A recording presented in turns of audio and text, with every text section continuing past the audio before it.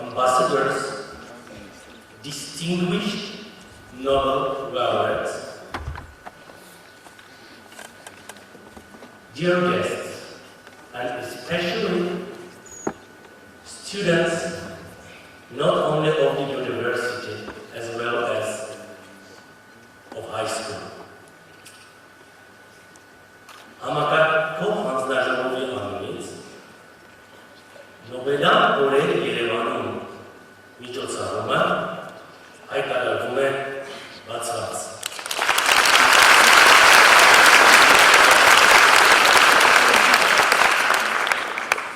So, for welcome note, we give a floor to the rector of the hosting university, Professor Yerevan. The floor is yours.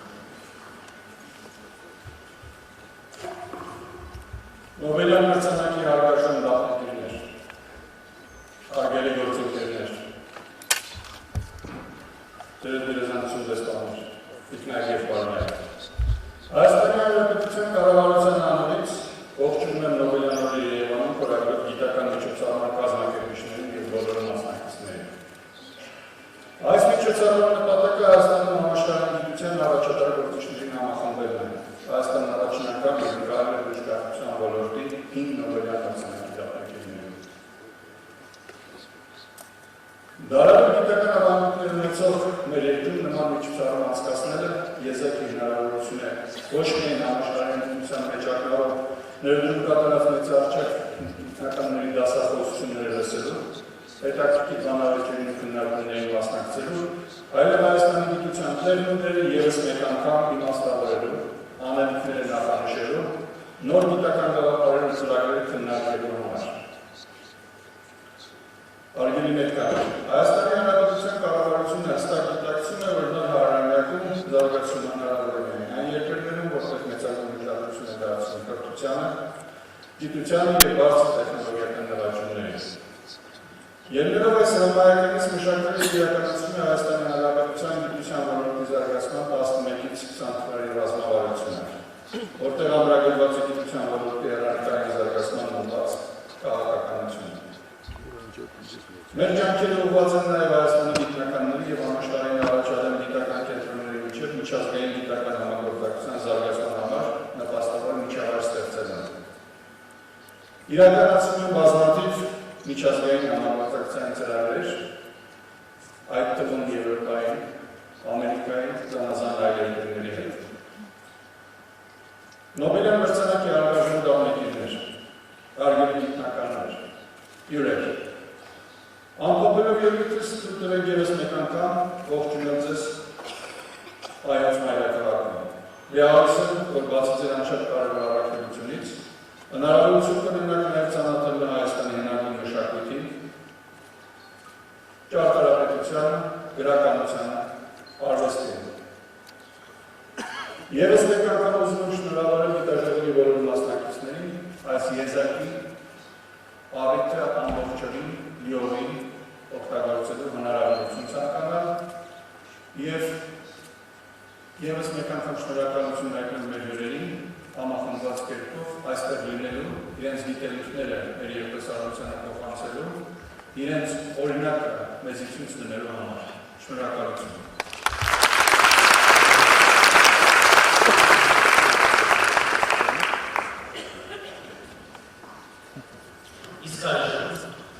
Թույլ տվեք ներկայացնել մեկ առ մեկ բոլոր նոբելյան մրցանակակիրներին։ Շատ հաճելի է մենք դիմակերպին ծանոթանալ, թե ով են մեր այսօրվա աշխարհակրթության հյուրերը։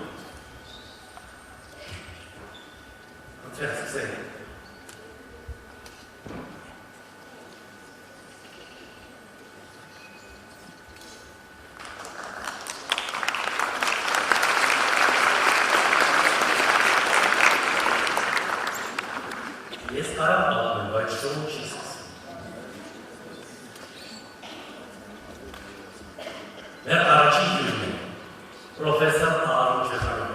Our first guest is distinguished Professor Shechtman.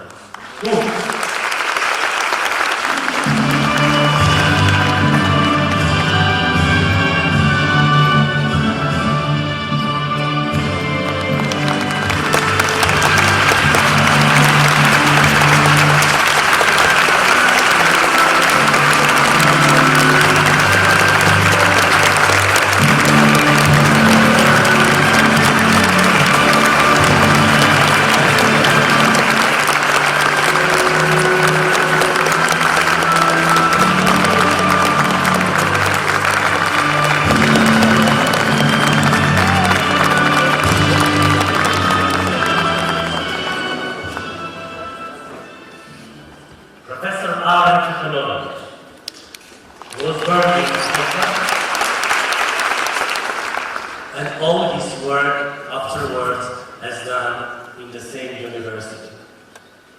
And work now in Technion, Israel Institute of Technology. In 2004, for discovery of ubiquitin-mediated proteasomal degradation Professor Ciechanover shared the Nobel Prize with Professor Rose and Hershkov and Gottlieb in the field of chemistry. So here you can see how the professor got it for the Swedish king. Professor Ciechanover again, distinguished professor, who is also, if I just open the brakes, is also our friend. Because in 2010, Professor was the first who welcomed us and come in Yerevan. This is the pictures of our meetings of 2010. So, welcome, Professor, again in the medical school.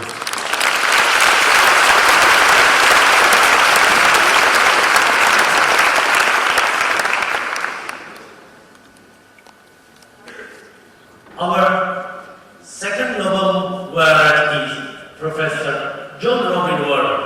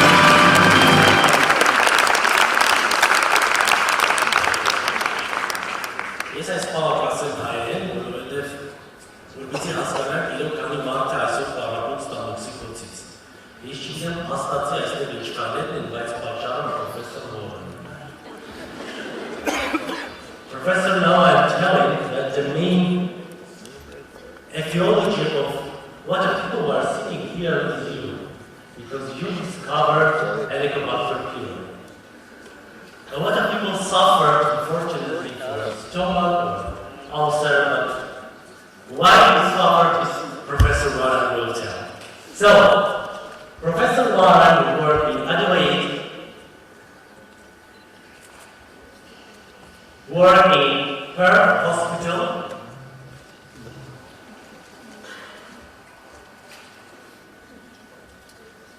it's the stomach ulcer. You see that a lot of people have suffered.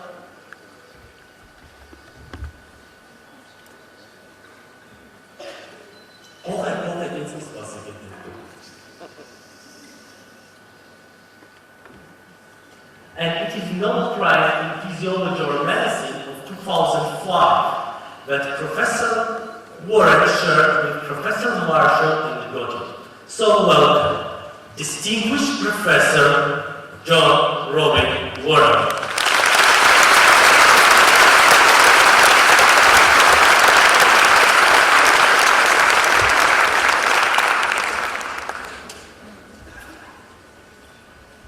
Distinguished Professor, one of the founders of Bioscience, E.Yonath.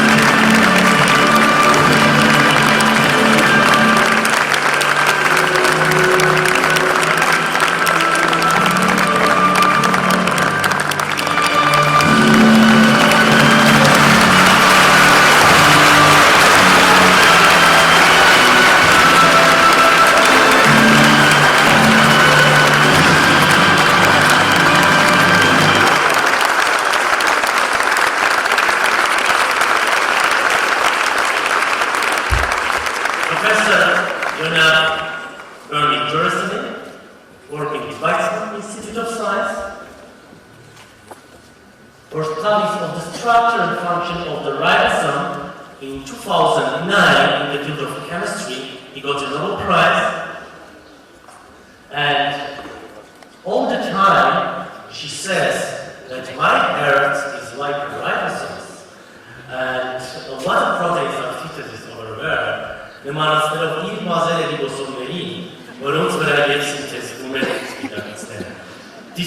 Professor, you are welcome.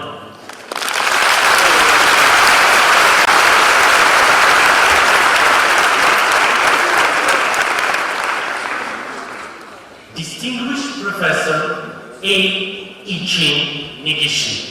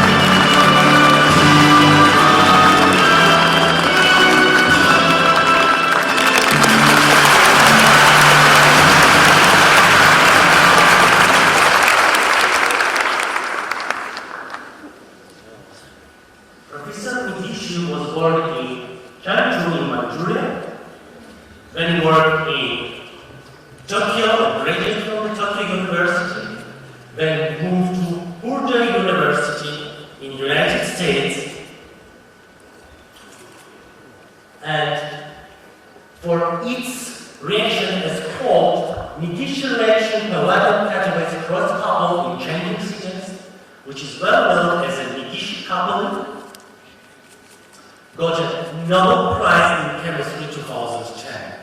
Now I will tell you one story that happened some hours ago.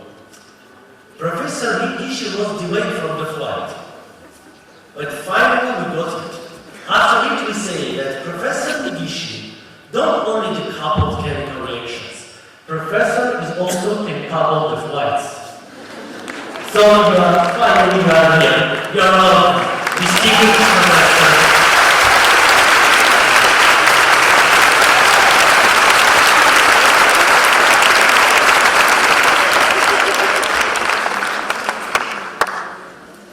Distinguished Professor, Nobel laureate in Physics, Dan Shechtman.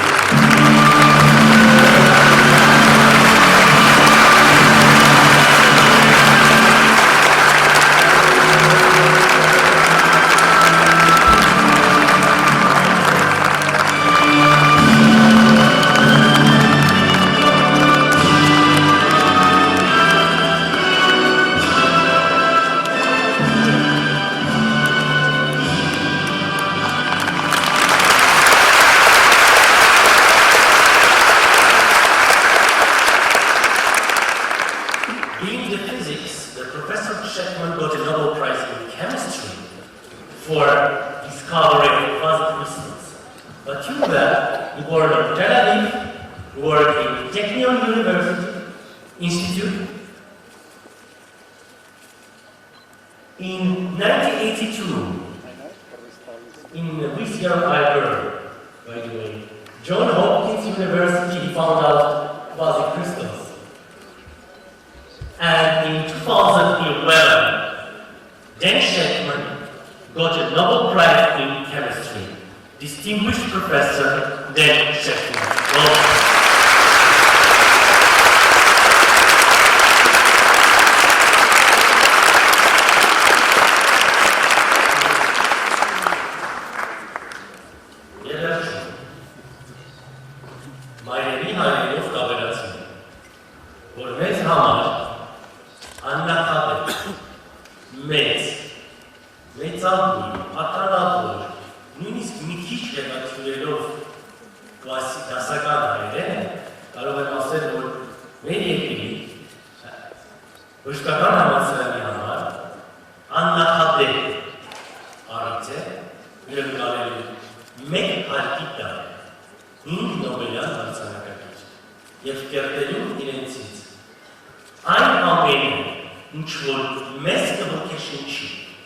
եւ վստահ եմ, որ ոգևորի առաջին հերթին մեր դպրոցականների աստիճանավոր կփոխանցի ուսանողական սեղանին եւ ի վերջո ոգեշնչված հայերի դասարները իրենց մայր հողու կստեղծեն նորարարականը, որը մեր երկիրը միշտ հպարտ կպահի։ Շնորհակալություն։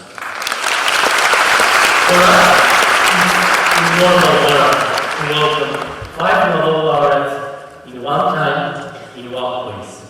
Thank you very, very much for your time.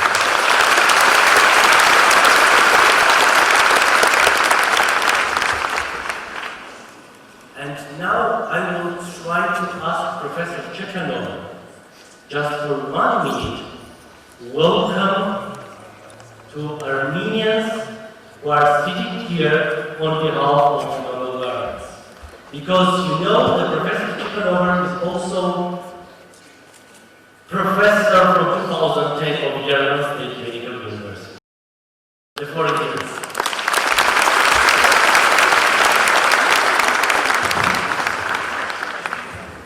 Good morning, everybody. I'm very happy to be here now the second time, exploring your truly beautiful country. It's a gorgeous country. We are here on behalf of my colleagues, the other 4 Nobel laureates, in the name of science and technology. And science and technology, in my opinion, is a language of peace. We know no political borders. Unfortunately, politics is awfully complicated and separates people, leads to hatred, to bloodshed, And science and technology is there to overcome these borders and to better human life. Let it be in health, development of drugs, curing diseases. Let it be in development that allow us to communicate easily with one another, telephones, smartphones, satellites. Let it be in transportation, let it be in computers. We should use science and technology in order to demolish borders, to demolish hatred, to demolish differences between nations, and to cooperate together for better life of all of us. So thank you very much for welcoming us in royal hospitality. We shall certainly enjoy our stay here in Armenia and will come many more times in the future. Thank you very much.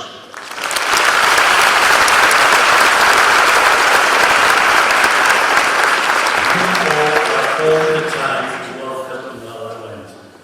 So, now we give a first talk to Professor Yerevan for its public lecture. Until that, our Nobel laureates can take their seats just in front. So we have 2 minutes to take their places, and after it, listen to Professor's talk.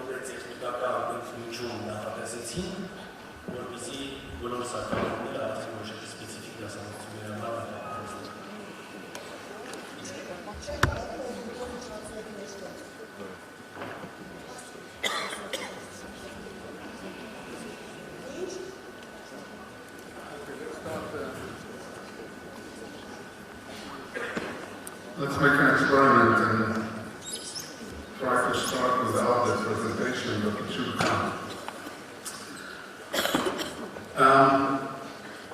So just a word of introduction. Like Armenia, Israel is a very small country. We are 8 million people, you are less than 3. We are still fighting for our existence, physical, emotional, you are the same. And I feel that there is a lot of place for cooperation between the two countries. But as I said, there are some political issues in between. And I do hope, I truly do hope, that with this week and with science and technology, we shall be able to overcome these political obstacles that should never be on the way to help people better their lives. We should do all efforts in order to cooperate worldwide, but especially between Israel and Armenia, in order to better human life wherever they are. And I hope that this will happen. Okay, so now we are here.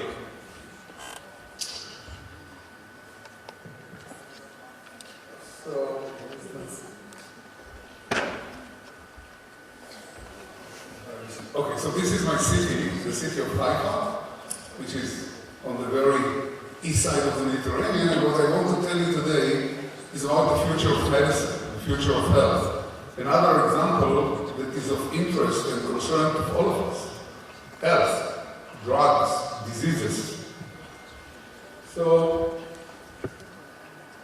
everybody knows that we want to stay young forever and to live as long as we can. But now, if we think about it historically, about 100 years ago or more, people on the average lived about 50 years. 50 years. So in the year 1900, at the turn of the 20th century, the average lifespan was about 50-55 years. Now, in developed countries, including in Armenia, people are living much longer. We are living on the average 85 years.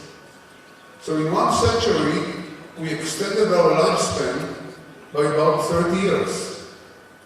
If we think about it, timeline and time-wise, the old Greeks and the old Egyptians lived on the average 30 years. So it took people 4,000 years to extend lifespan by about 20 years, from 30 to 50. And then in one single century, we extended life by another 30 years, more than we managed to do in 4,000 years. What is the secret behind it? What happened in the 20th century? Science and technology. One answer. It's imaging, X-ray and CAT scan, it's vaccination, it's antibiotics, it's understanding diet, cholesterol, it's understanding cleaning system, drinking clean water, sewage, removing excretions, living nicer and cleaner life. This is the secret. It's all development of science and technology. And if we think about science and technology, it all comes from universities. All the knowledge of humankind is coming from universities. Our physicians, our engineers, our teachers, our economists, our constructors, they all study in universities, which is the source of knowledge. So again, I'm stressing again that it is science and technology that is there to better and improve human life. Now let's concentrate about health. What can we do better to cure diseases? Because this extension in human life didn't come for free. 100 years ago, when people died at the age of 50, they did not die of cancer. They didn't die of Alzheimer's disease. They didn't die of heart diseases. They died of simple infections. Mostly in the battlefield. We didn't have any antibiotics, we couldn't do any X-ray, we couldn't do anything in medicine. How did cancer come about? How did Alzheimer's come about? They did come about because of age. You will hardly see cancer in children. Well, there is little. About 2.5% of all malignancies are in children, in young people. Most of cancers are in more advanced age. You will not see Alzheimer's disease in people that are 30 or 40 years old. You will see it in people who are 70 and 80 and 90. You will rarely see heart diseases in people who are 20 or 30 or 40 years old. You will see heart diseases in people who are 60 and 70 and 80. So with elongation of life, we are paying a price. We are paying a price in the wearing and tearing of the human machine. The human machine is not built naturally to take us for 80 and 90 and even 100 years. But think about it, the human machine is the most magnificent machine ever created. Think about a sophisticated car. The car is nothing. We are buying a car, let's say in 2016. We are driving it maybe 1 or 2 hours a day. On the weekend we don't drive it. So we are driving the car about 10 hours a week, or 40 hours a month, or 500 hours a year. And then after 3 or 4 or 5 years, 2,000 hours, 3,000 hours, we are kicking it off. We are selling it, and then after a few years, it's gone. And think about the human machine. Not 1 hour, not 1 day, not 1 week, not 1 year, not 1 month, not 10 years, not 20, not 30. 70, 80, 90 years, non-stop, day and night, weekends and holidays. Every minute, our heart pumps blood 70 times a minute. Our lungs take air 15 times a minute, non-stop. This machine never stops for 80 or 90 years. There is not a single machine in the world that even comes close to the living organism and to the human machine. But there is a limit, nevertheless, and the limit is the wearing and tearing that is reflected in the forms of diseases. And in order to cure diseases, we're developing all kinds of technologies. Some of the technologies have to do with surgery. We are opening the body and we are removing pathologies, we are removing tumors, we are removing abscesses. Some of the technologies are imaging technologies because in order to intervene, we need to see where we go. Some of the technologies are stem cell technologies. We are renewing tissues. We are trying to replace old tissues with new ones. And some of the technologies are drugs. We are developing drugs in order to kill the disease and to remove it from the body. And what I want to talk to you today in the next 20 minutes is about development of drugs. Drugs is still very important, and I don't think that there is a single person in this audience that had not taken a drug in his or her lifetime. Let it be an antibiotic, let it be a drug to reduce fever, let it be a drug to remove pain, any drug. I believe that there is not a single person in this audience that had not taken a drug during his or her lifetime. So drugs are extremely, extremely important. And if we think of development of drugs, there are several eras, there are several periods that we can think of.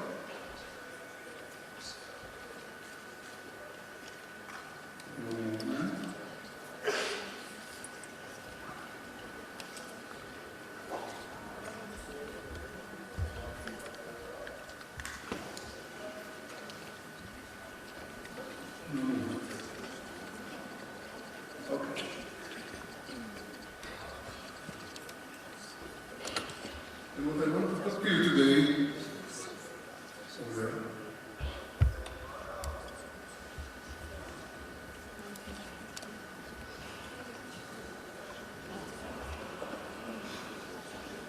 technology takes us over. It's too complicated. Okay.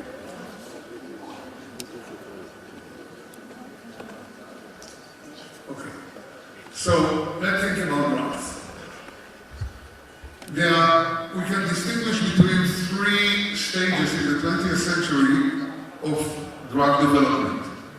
The first revolution, the first era of drugs, which came at the very beginning of the 20th century, was the era of incidental discovery. So people didn't really look for a drug, and they discovered it by an incident. And actually, big blockbusters, excellent drugs came out of just serendipity. One of these drugs is aspirin. This is impossible to move.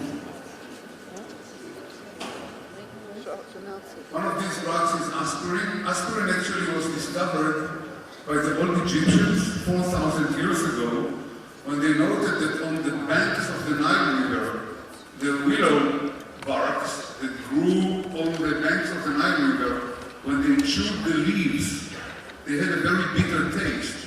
But nevertheless, chewing the leaves was able to alleviate pain. It took 4,000 years, at the beginning of the 20th century, and Felix Hoffmann, a Bayer company, which was still a drug company in Germany, was able to purify and to extract the material, along with another Jewish scientist, Eichengreen. And what they found is that the drug can take pain. Actually, they tried it on the father of Felix Hoffmann. The father of Felix Hoffmann had a disease which is called rheumatoid arthritis. You can see here the flame joint. And what Hoffmann noted that the drug doesn't only take the pain, but it takes also the inflammation. So he told the company, wow, I have not only a pain reliever, but I have also a drug that can take the inflammation. And Bayer decided to develop aspirin as a drug. And aspirin had been with us for almost 100 years now. Now, initially aspirin was used in order to remove pain, to take away fever, but gradually it was expanded, and now aspirin is being used in tons, really in tons, worldwide, to do several things. Not only to take away pain, not only to combat inflammation, but also to prevent blood coagulation. And blood coagulation is the reason of heart attack. You can see here on the lower left side, a patient that has a heart attack, he kind of holding his chest because of the pain. And in the heart attack, there is blood coagulation in the arteries, in the pipelines that bring blood to the heart itself. And in order to prevent a second heart attack, aspirin is an excellent drug because it prevents blood coagulation. So many people who had first heart attack, and heart attack is very common, are taking aspirin. Then it was discovered that aspirin is an excellent anti-cancer drug. By being anti-inflammatory drug, it can take away the inflammation, and chronic inflammation is now known to cause cancer along a period of several years.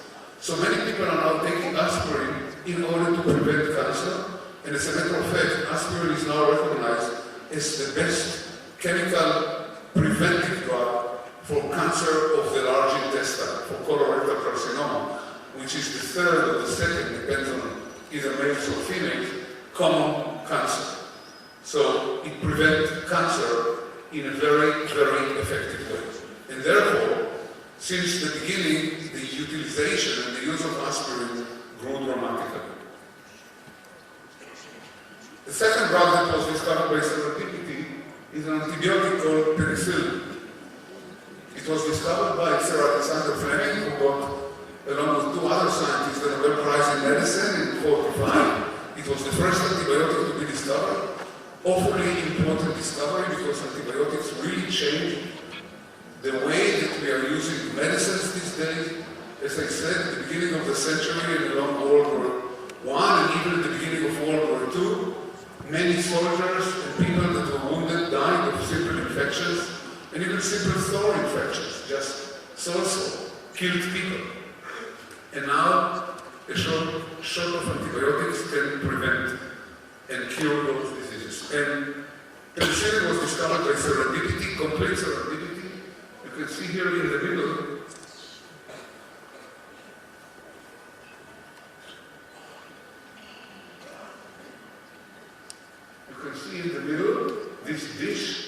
And you can see here the bacteria grow, and here you can see a fungus grow.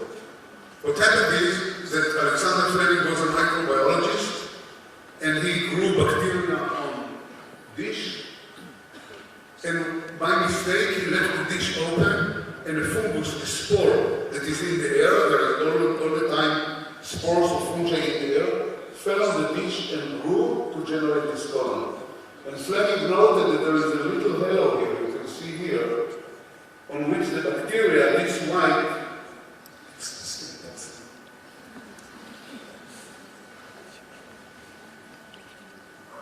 that there is a halo here around the white spot of the fungus, around which bacteria don't grow. They cannot come close to the fungal colony. And he surmised that the fungus secretes an antibiotics, anti-against biosmite, some material that prevents the bacteria from growing all the way.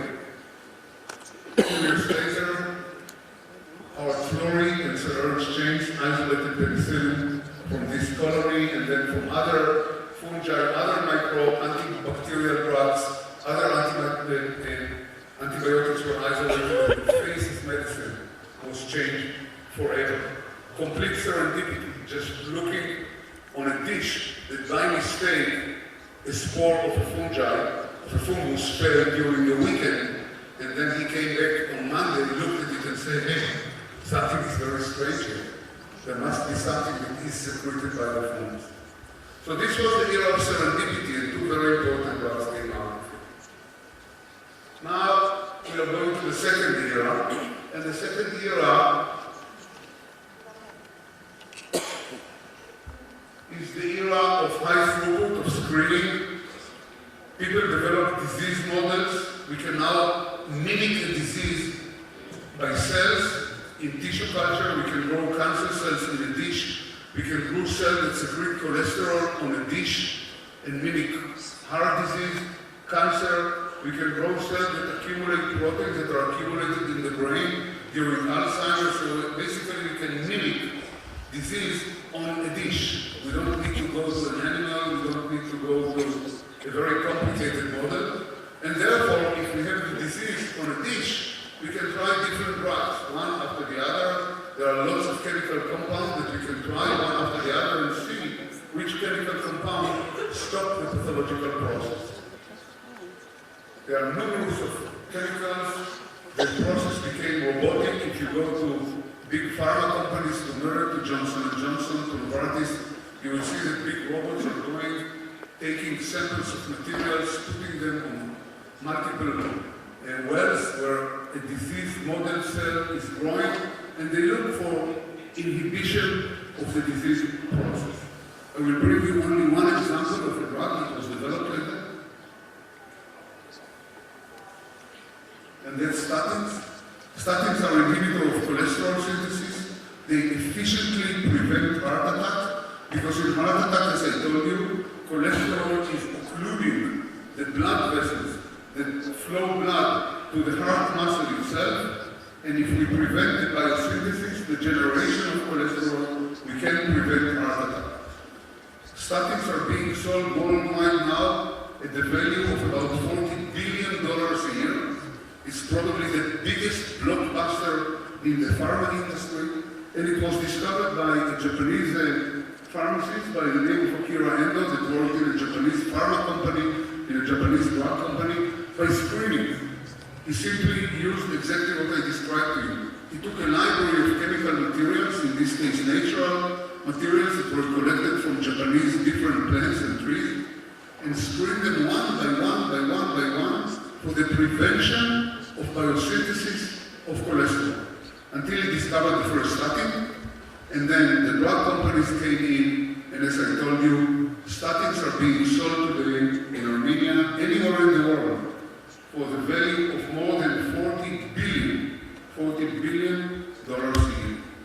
And they have done magically by saving the lives of millions and millions and millions of people.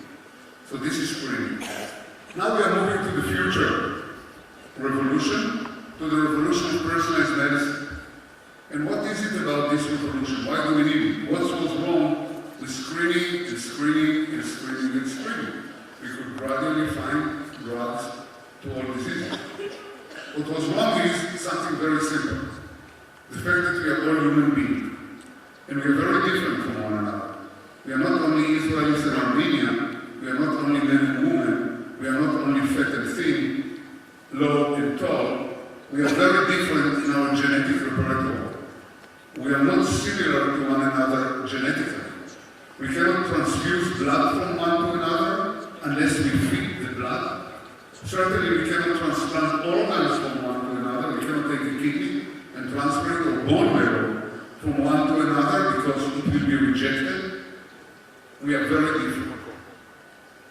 The fact that we are very different from one another makes us also very different in our behavior towards diseases.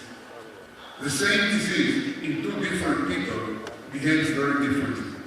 If you take an Alzheimer patient, some patients will deteriorate very quickly, they will lose their memory in a year or two, and some patients it will take them 10 years to deteriorate. If we take cancer patients, two women that come with breast cancer, or two men that come with prostate cancer, and we look at the disease course, we see that it's very different. One woman will develop very aggressive disease and will die within a year or two of metastasis, and one woman can be treated and be cured, and there will be many in the middle. The same for men. Someone with prostate cancer will send metastasis to the bone, to the lung, and will die within a year or two, and some will survive for 20 years. And there is the same rule for every disease. Two people, the same disease, will behave differently in two people, not to say in a group of people.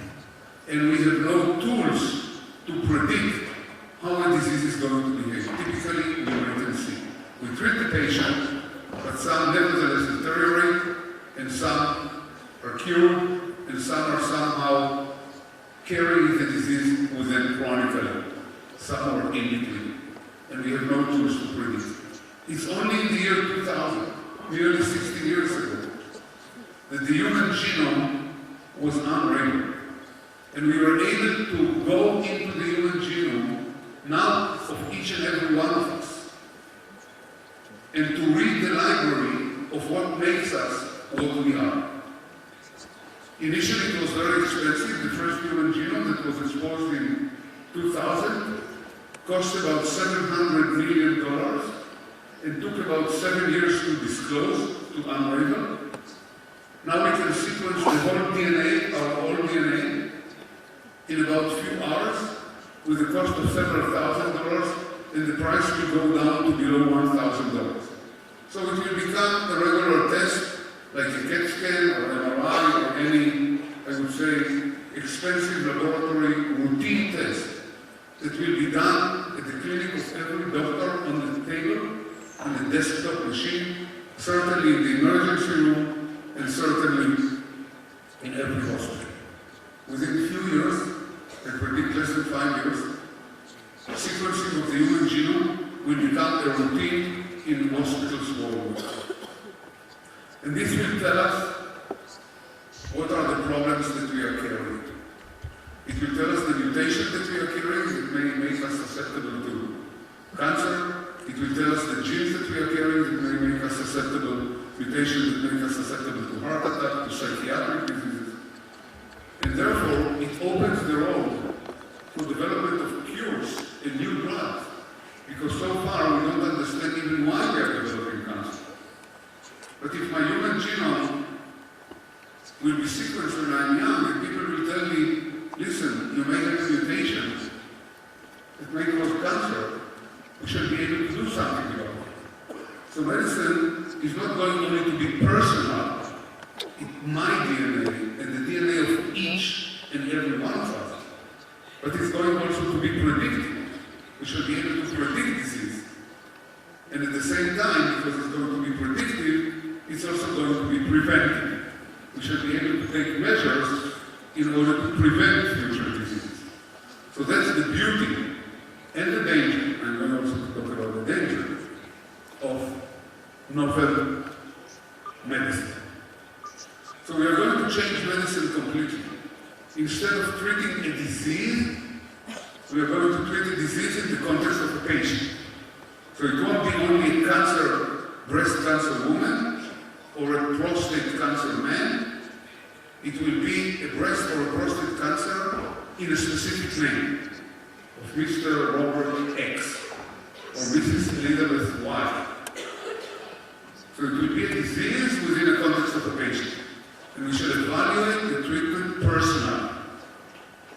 We should know the mutation that leads to the disease and treat them accordingly. So this is a major, big development that has become possible only recently. Actually, the process is moving rapidly in front of our eyes.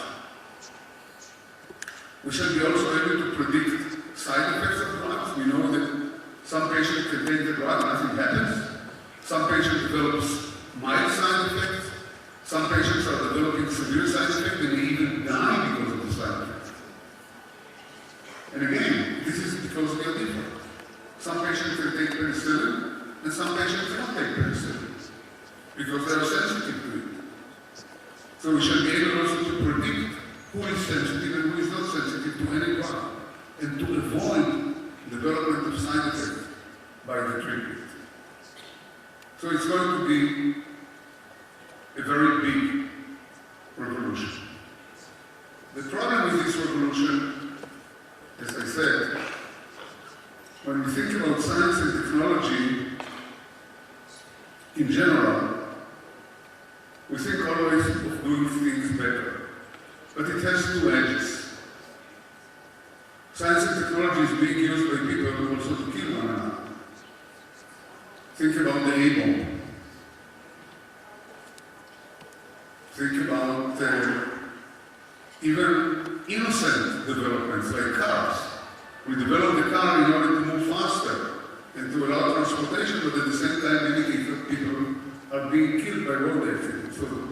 So not only that we are maliciously using science and technology in order to kill one another, actually in this forum it's very nice to mention Alfred Nobel. Alfred Nobel made all his money on major money on a single patent, on dynamite. So think about the world without dynamite. On one hand, we are using dynamite in order to dig mines, to take the wealth of the earth, fuel, gas, coal, diamond, gold, silver, copper, and molybdenum here in Armenia. On the other hand, we use dynamite in order to kill one another. So in each discovery, there is also the negative side. And also in the discovery of the DNA, there are also several dangers. And what are the dangers? What can be so dangerous about diseases? It's our privacy that may be hampered, that may be damaged. Think about a simple situation. Me, Yerevan, I'm walking into the emergency room of a central hospital in Yerevan because I had a chest pain. And a chest pain in men is typically suspected to be heart attack. And the doctor is coming and making ECG and listening with his stethoscope and also takes my blood for DNA sequencing. And then after 1 hour he comes back and tells me, Yerevan, it's okay. You don't have a heart attack. But we discovered a gene in your DNA that may make you suffering from Alzheimer's disease in 5 or 10 years. You have a mutation that carries a susceptibility for Alzheimer's disease. Now think about it. This may happen. He took my DNA, he sequenced it. There is an information, he has to tell me the information because it's my health. Now what do I do with this information? Well, for myself, it's okay. Do I tell my wife? Well, my wife probably has to know about it. But then comes the problem. They may also have the same gene, but they are young, and their lives are still ahead of them. And they did do nothing. They didn't go to the emergency room, they lived very naive life. Nothing. Do I tell my employer, my university, that in few years I'm going to deteriorate to have Alzheimer and they will have to pay me compensation and so on? Maybe my employer will decide to fire me. Do I tell my insurance agent? The next year he will not insure me. He will revoke my policy. So you see that little nothing information that came out of the DNA sequencing all of a sudden can flip your world upside down. Starting with your family, going to your employer, going to your insurance, actually going to your life. Affecting every aspect of your life. So the issue of privacy is really an issue that society has not solved. And even if I don't know the information, the insurance company may demand. So in the future, when I go to make an insurance policy, the insurance policy will demand that my DNA will be available to them. That I will take a blood test, and the DNA results will go to them, and they will decide about how much the policy will cost. Otherwise, they will have no insurance. The military may want to draft only people with certain properties. Tall, intelligent, with good physical shape, and the rest will be kicked out. The government would like to employ only employees that have certain characteristics. Think about it. It's going to all different directions. Since time is short, I want to end up with one thought, which will talk to all of you. Now I'm completing.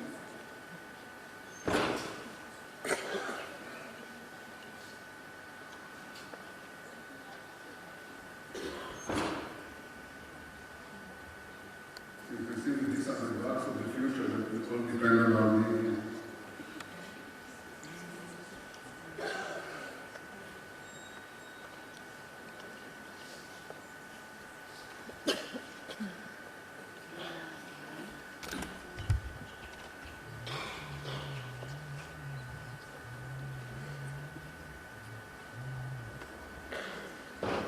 One second, come back.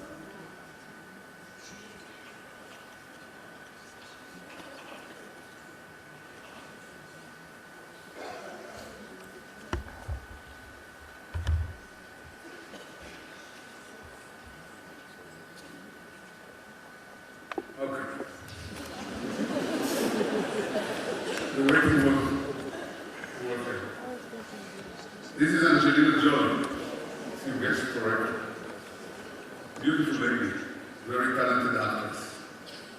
And if you remember, about 2.5 years ago, she came with a declaration that she's going to remove her breast. And the reason was that her mother was dying of breast cancer, and her aunt, the sister of her mother, died already of ovarian cancer. And she suspected that she is a carrier of a gene that, when mutated, carries a risk, high susceptibility for contracting either breast or ovarian cancer or both. She went to test herself, and indeed, she was found to carry the mutated gene. She was at high risk, actually 80% of having breast cancer. It's a huge risk. It's almost certain, 80%. And about 40%, which is very high, of having ovarian cancer. And she decided in a stepwise process, one summer after the other, to remove both her breast and her ovaries. It was a big saga. Her husband, Brad Pitt, joined the whole story supporting her. And she did a great public service to women, encouraging them to undergo the test and to remove ticking bombs from their body. Basically, what she was using personalized medicine. Now we can talk simple language.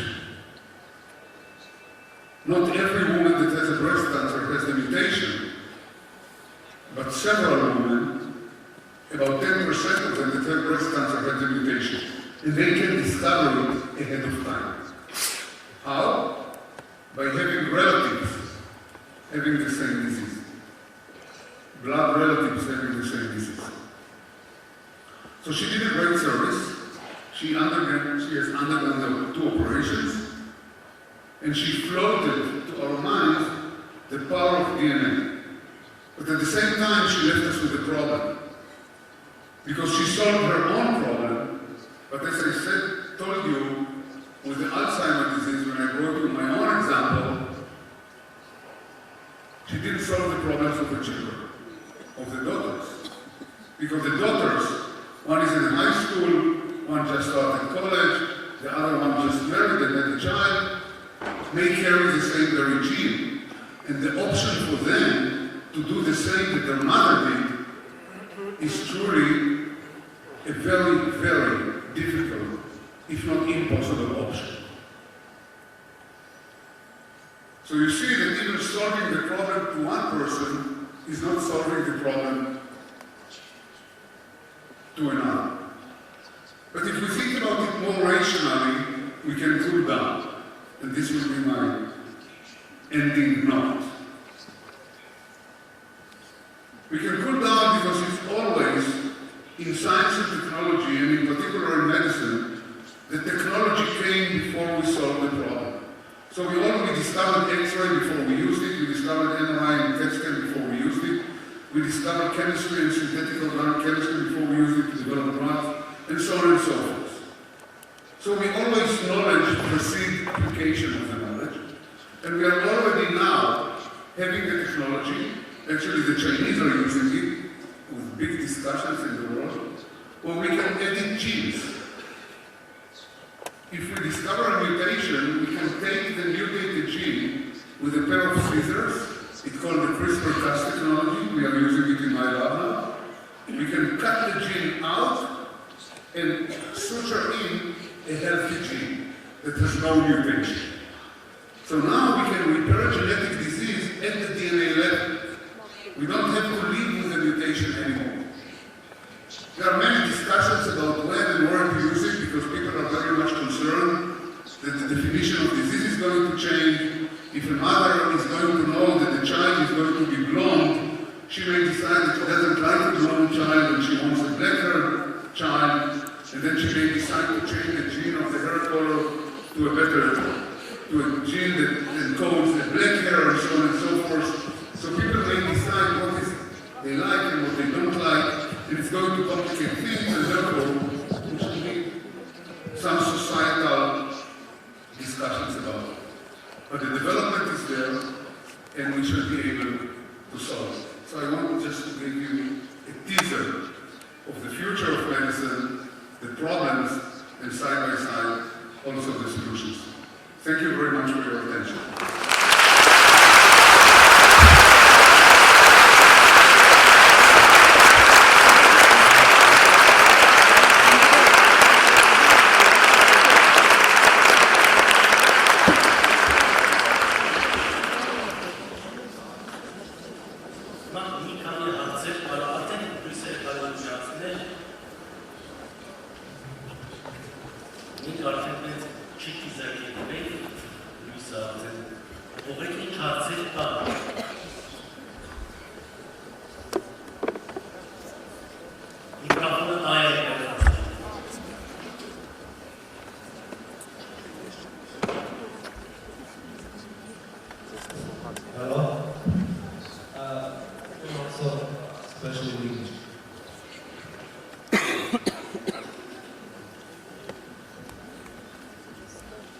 Does it mean that the final point of developing is in medicine is to make humans immortal?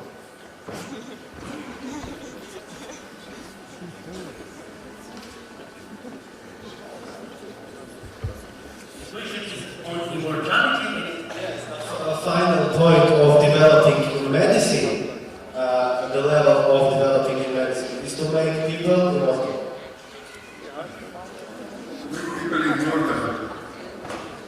I don't believe so. I really don't so. I don't think that the machine, let's talk biologically, let's not talk philosophically. Everybody wants to be immortal. Many people in America, most of those that have money, are wasting their money on freezing their bodies and keeping tissues and so on. They will never come back to life. I don't think that there is an ability of the machine to make it through, because when we grow age, many systems collapse. We will basically have to change everything. And think about it now philosophically, maybe we can replace our brain, but if we replace our brain, we are not us anymore. So it's not me, it's somebody else living in my body. So I think that even philosophically, it will not happen. We shall be able, I think, to extend life. People that are being born today are predicted to live more than 100 years, or around 100 years, so we are extending life. And we still have to solve the major problems of heart diseases, degenerative diseases, brain, cancer, and so on. So there are still major obstacles. But at the end, I believe that the machine will collapse. I think that we should be able to improve quality of life for the aged population. But I don't think that we should be immortal. If you ask me what is the upper limit of life, whether it's going to be 120 or 140, I cannot tell.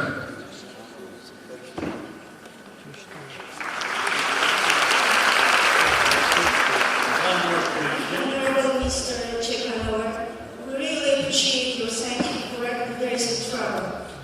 Your work being so humanitarian and extending life expectancy really will result in overpopulation with all problems of overpopulation that now we are Japan and the United Kingdom.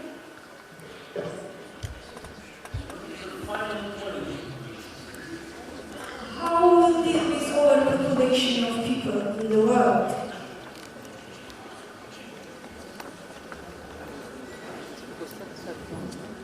Well, people say that it's going to be solved by itself. Because countries are becoming more and more developed, and the more developed the countries, the smaller are the families. Because in the old days, people had big families, they need to use the children in order to work. Mostly they wanted male children rather than daughters, they wanted sons in order to work in the field. Look at Japan today. Japan is an archy example. The average number of children per family is less than one. So the population in Japan is even going down. They are losing several million people every decade. And in Israel, the average is a little bit, it's about, I think, something, but it's going down. In Armenia, I don't know the number, but because the development of the world, what happens is that we need to devote more time to the children. It's not that we are selfish. We want to give them better education. We want to teach them playing. We want to take them to the world. We want to travel with them. So the children are becoming not a working force, but rather an asset to the family. And therefore, we need to invest much more. And you will see in the United States and elsewhere in the developing world that families and people predict that the world population is going somehow to stabilize. Africa is still a problem, but Africa is unfortunately decimated because of diseases, AIDS, and some other diseases. Russia is shrinking. So people are, population experts are less concerned about it. And also remember that agriculture is developing very quickly. In Israel now, I think that less than 1% of the people can supply the food of the entire country. Less than 1%. We are supplying on food. We are buying some meat from Argentina, I think, South America, but the rest we are doing so. Irrigation becomes much more sophisticated. Genetic technologies can protect plants, crops, from all kinds of diseases and so on. And this is an international knowledge. There is a big discussion on GMOs, on genetically modified organisms, and genetically modified wheat and rice and so on as a source of food for the world. India may be still a problem, but I think that they are also starting to go down. So I think that family tendency, along and improvement in medicine is going somehow to slow the process. This is the prediction. So, the last, it will be the last question because of shortening of time. I have a question. So, just wait one question and then the last question. Also, you can enjoy Professor Ciechanover today after tomorrow medical school. So the questions will go so that is final question. Thank you very much. This is a very, very interesting presentation, and we are very honored to have you here today. 5 years ago, I've read one of the articles about the theory of exposure of populations. And I'm sure you are the best source that I can ask this question to get some clarifications on this. And over the centuries, the populations within each other, they exchange genes and expose the genome of each other. And one of the hypotheses was that for several 100,000 years, living with bacteria, our population of people has been exposed by bacterial genome, and the gene which is responsible in us for the all positive emotion, love, happiness, we got from bacteria. I'm aware of that hypothesis. The connection,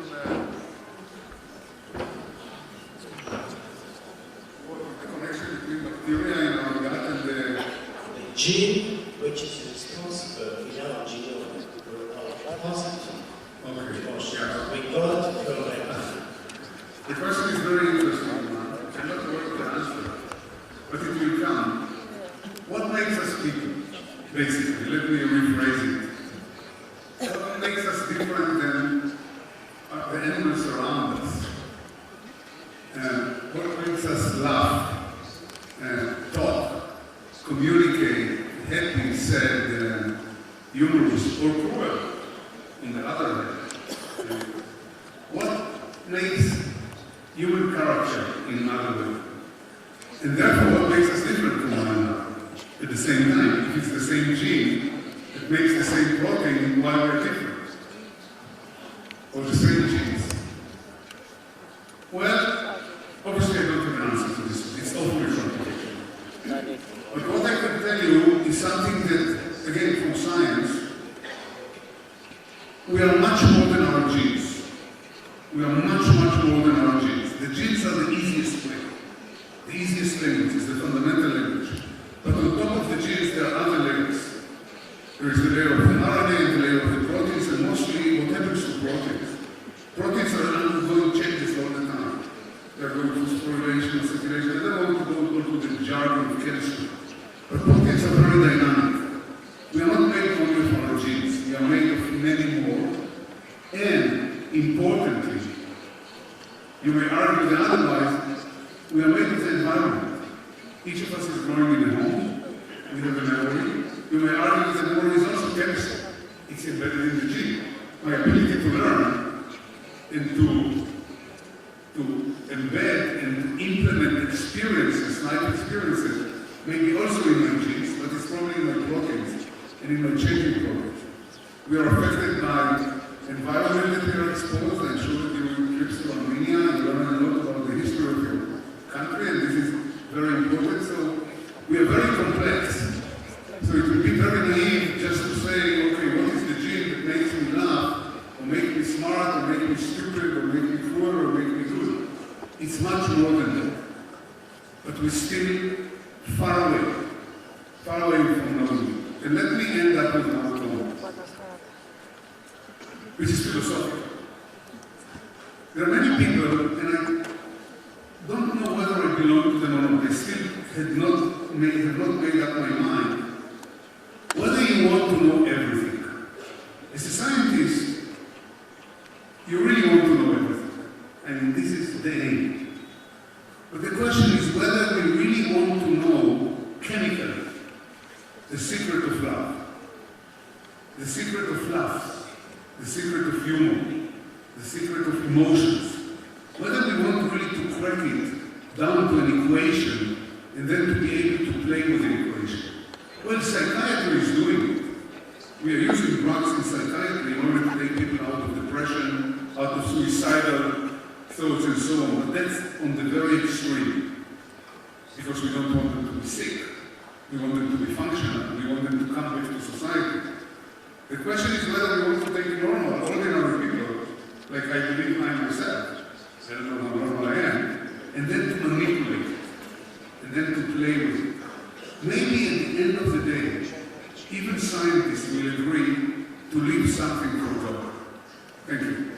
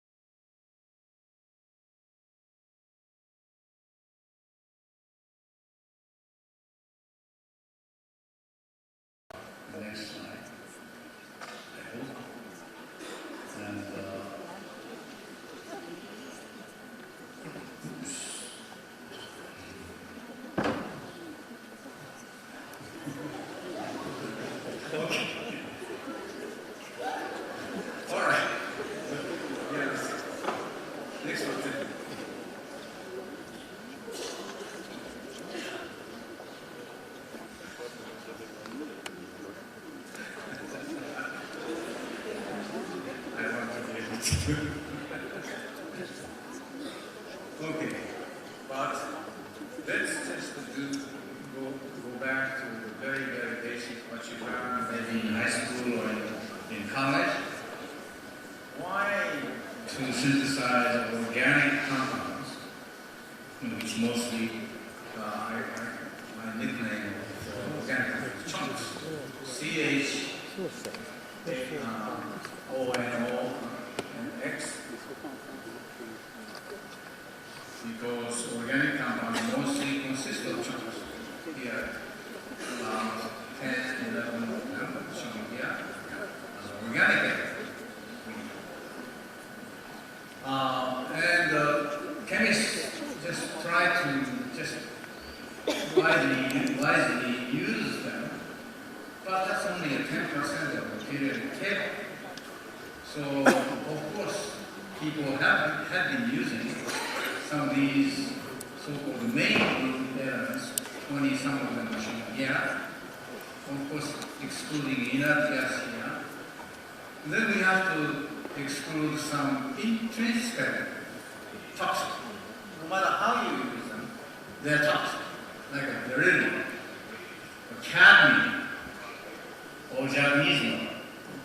Cadmium replaces calcium. Your whole body starts aching and in tremendous pain, they die. Mercury, no matter how we use it, it's very difficult to avoid the toxicity. Time, lead, tin is also. My colleague John Stewart came up with this. Of course, we discovered it, but I didn't pursue it, and he pursued a tin-based cross-cutting. But no one is supposed to be using that. Yeah. Tin. And this toxic elements. So these must be excluded. Then we still are left with about a fair number of elements.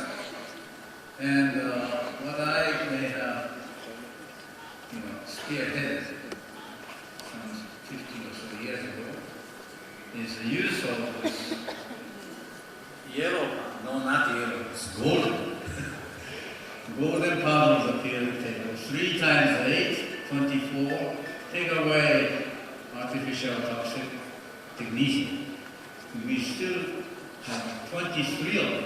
And all 23 of them, we have to consider them. If they are good, then we should use them. And that's what I have been telling everybody. Because they can be a fantastic catalyst. And they can easily let us overcome the high cost of some of these kinds of elements. Gold, silver, platinum, palladium, rhodium ingredients. So you have to be able to turn them over many times. But they will let you do that. Okay, next slide, please. Yeah. So, if you go to St. Petersburg, when I go there, I always go to this place. Here is Mendeleev sitting here. And then this is the periodic table that Mendeleev prepared. If you count them, there are about 90. So he already knew 90 plus elements out of 113 or 14 that we usually count with chemistry. And of 90 of them, he discovered 11 elements. That's almost 10%, or more than 10% of the universe. And whenever I go there, I feel like giving him 11 Nobel Prize. 11 Nobel Prize about that. Because someone else received 2 of them. for discovering two. Sorry, Madam. But anyway, that's besides the point. Okay, so he is the founding father of the modern chemistry. Okay, this is what it is. Okay, as I said, without the D-block transition, we just couldn't cover this. You know, some of those are okay, but they're always tend to give us trouble. Next one. Next one. With palladium. Palladium alone will take care of most of them. Palladium tends to be still a little bit more expensive. The same thing can be converted into this one. And as I said, here, snap in the middle, 3x3 matrix. Don't do it, just do this. And then they will work very well. So, essentially, most cases that we want, we can do this desired CC bond cross-coupling. And this is what the World Foundation kindly recognized for me, and this is a big sign. But today, I don't know, it took a long time. Today, I want to briefly talk about why metals are so good. Well, but I will skip that one and I will say why transition metal? Why D-block transition metal? That's what I want to talk about. So here you have a 2, 4, 6, 8 so-called octet, 8 electron species, 2, 4, 6, 8. This one is also 8 electron species. And if you mix them, they're both organic, no facile reaction is observed. You shouldn't expect. But if you switch from this 2, 4, 6, 8 saturated, coordinating desaturated species to քաղաքականություն, 6 electron species, then we have this empty order. And as you know, once this is generated, they go wild. They're very, very weak. Same origin, instantly converted to this, and so on. And no wonder my Professor Brown's height of operation was so fast. Look at this. So 2, 4, 6 orane in monomeric form, 6 electron species with this one empty orbital. Isoelectron, we say isoelectron with the wild carbocation. This one is reactivity was very high, very fast, but reaction is very well controlled. So we can begin understanding what are the basics. And no wonder with the D-block transition metals such as zirconia, we still have this 2 electron containing bond here and empty order. So they look isolow, or sometimes some people say that. They look alike here. And no wonder hydrogenation is such a fast reaction. Okay, so in this way, if you learn a little bit of the basic reactions which I teach at first year, in the first year of PhD courses, then you can begin understanding. Okay, so next. Okay, so why is simple acid-base reaction? As I said, simple acid-base reactions may not go as well as you hope. Well, there are many acid-base reactions. They are so wide and so powerful that they will go. But many of them have some hesitation. And I kept wondering about this one. But finally I found a very nice work here shaman group, theoretical stuff. Not so long ago, maybe a dozen years ago. So what's wrong with by mixing acid and the base and form acid-base complex salt? The problem is here. As B begins to donate electrons to A, so they come to this point. Now at this point, A will be negatively polarized because it has begun accepting minus negative electrons. And the B will be positively polarized because it has started sending electrons to A. So this is a problem. Because now this is moving two electrons. Moving two electrons. And now A develops a negative charge, negative, and the negative electrons, they start rebelling. So A first says, come. And then halfway through, go back. And B on the other hand, go. And then halfway through, now it will become one more electron deficient. And then he begins to say, come back. Not fair, but this happens in every acid-base reaction. They may still go, but barrier can be high. Okay, so that's what they analyzed. Oops, never said please. Chinese. So one way acid-base, two-way transfer processes has intrinsic problem. How to overcome this? How to ensure you overcome? Next slide, please. Look at this. There is a so-called Duer-Chap-Duncanson, published in 1952, but a year before. Fukui published his Nobel Prize winning theory. Fukui's,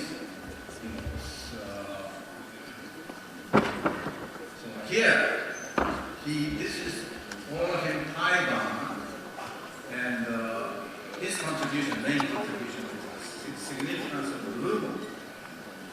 LUMO means lowest unoccupied molecular.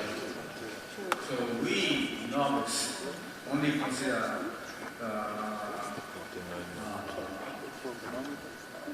only those that we see. So for instance, when we talk about all of it, CCW, we recognize one sigma orbital and like pi or one pi orbital. That's it. But he said, no, you shouldn't stop there. You should go beyond this pi orbital. And then there was a LUMO. It's LUMO. Pi star orbital, butterfly shaped pi star orbital. You must consider this. And he was actually doing this during the World War II, but he first published in 1951. He won the Nobel Prize for this work, interaction theory, in 1981. As such, he was the first Japanese chemist to do that. And I am a great fan of Fukui's theory. And I hope you understand the theory. Because this thing is all over. And this is one of the reasons why we want to use the D-block transition. In essence, with the D-block transition, we can have a species which is sufficiently stable and so on. And yet, they can provide a HOMO with the two electrons and a LUMO with an orbital. Reasonable level. So later, Fukui's theory was embraced by Woodward and Hoffman many years later. But Fukui's theory immediately embraced by Woodward. This is a dual many people do on Shechtman, which is very, very important. And here is a D-block transition. So when D-block transition appropriate one, interact with all of them. Of course, they use one empty orbital to form interact with a pi orbital, but they have higher dehybridized orbital. And then they can use the two electrons there. They can be back orbital. So it's like forming a double bond. And that's the power of D-block transition. And they can always tightly interact, shown here. Like that. If you accept this thing, then this concept can be applied to almost any kind of organism. That's what good research. And for instance, hydrometallation, all kinds of hydrometallation reactions should proceed very fast, provided that empty orbital can be readily available. So look at this. Brown's hydroboration, look, boron. So boron has this 6 electron species empty orbital. So reacting with all of them, 2 down, 2 electron containing orbital. 2 electrons down. In the meantime, this boron empty orbital can suck up to pi. So this 2-way 4-electron process is just like a 2-way 2-lane hydrogen. No problem. But if you go to the countryside, the road that can accommodate only one way.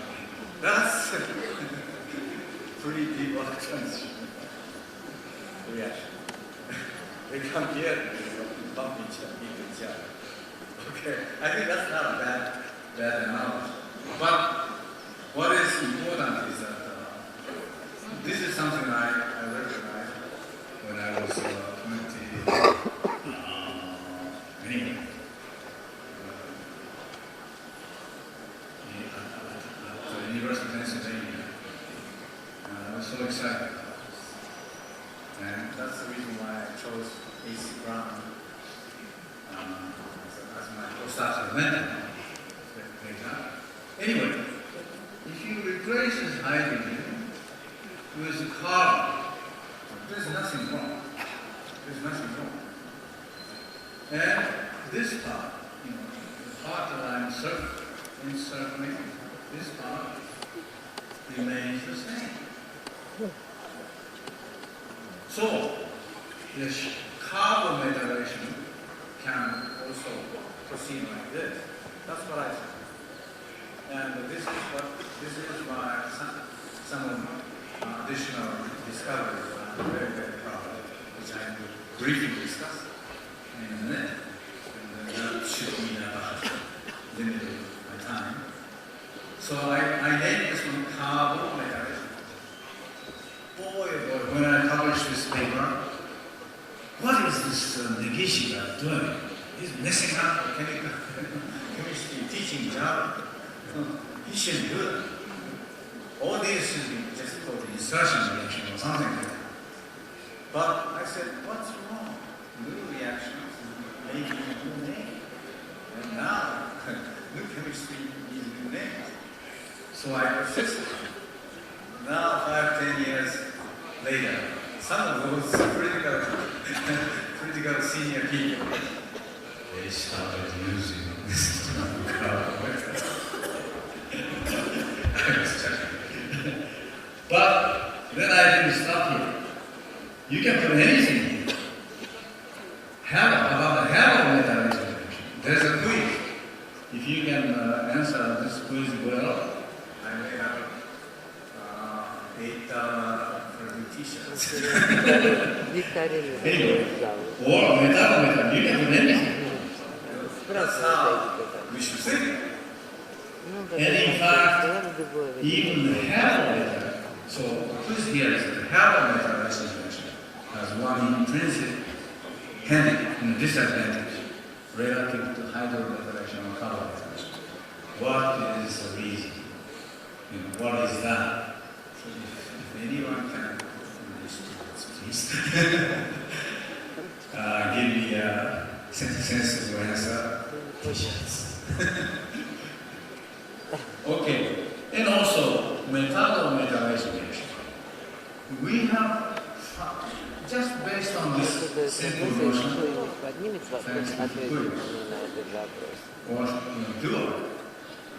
we have discovered a whole slew of new reactions. Okay. We're very proud of that. Okay, let's. Next. Okay, just a second. So here, I like to think of things in this way. And as I taught a special topics class to the first year graduate students at Syracuse University, I was teaching this way. To form a carbon with transition, we can have these four tools. Most of them are still either vaguely known or unknown. So inductive elimination, this is where our level game approach, in other words, cross-cut, and then carbometallation. And in fact, this is represented by pioneers, singular, not.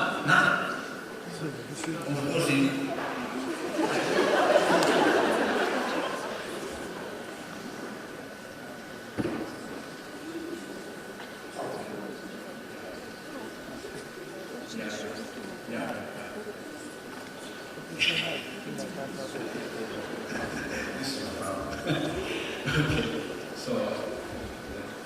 So if you can identify some of these things, you can identify them. You can come up with some signal, even before you do any laboratory chemistry. I think that's the fun of doing organic synthesis. And then you might discover some of your own reaction. That is my key message. And then I even thought of this thing long before these things came up. Metathesis. And I predicted that whoever actually the Chavez together with what's the name of the Japanese man? Anyway, so and then metathesis chemistry can further grow.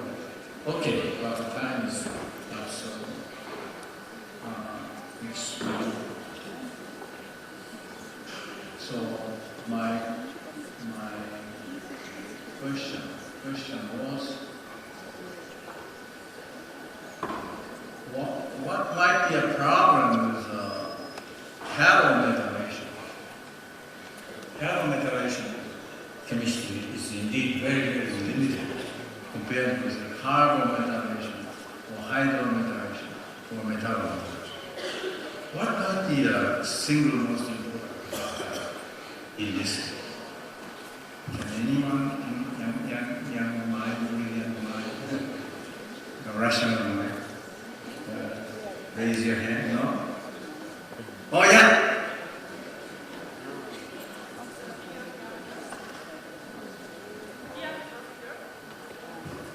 The question is in the diameter of the atom. What? Diameter. Is it the diameter? Diameter. Maybe diameter. But okay, in view of time, to save time, halogens are electronegative, highly electronegative. And they can form thermodynamically very strong bonds to the metal. You understand? And then for them to undergo these kinds of reactions, they must sacrifice, they must pray. And this is I think one of the main reasons, if not the only reason. But you can say never to almost anything. Already back in 1964, shortly after Professor Brown found the hydro operation, Michael Appel in the UK already discovered halo operation reaction. So in this case, boron is relatively sufficiently electronegative, so electronegative halos. But their bond is still not so strong, so they can be clean and then observe halo operation reaction. And as you may have predicted, it is 100% synergistic reaction, so conservative reaction. So actually the theory is okay. Sorry, I had some gift, but stay in my pocket.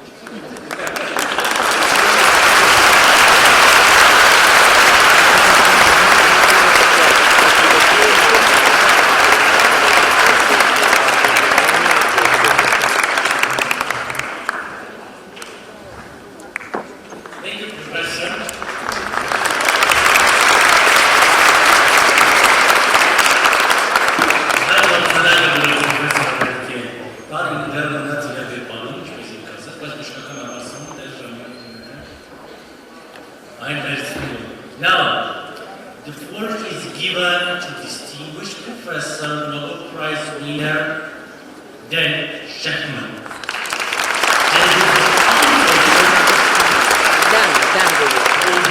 For how to foster scientific education.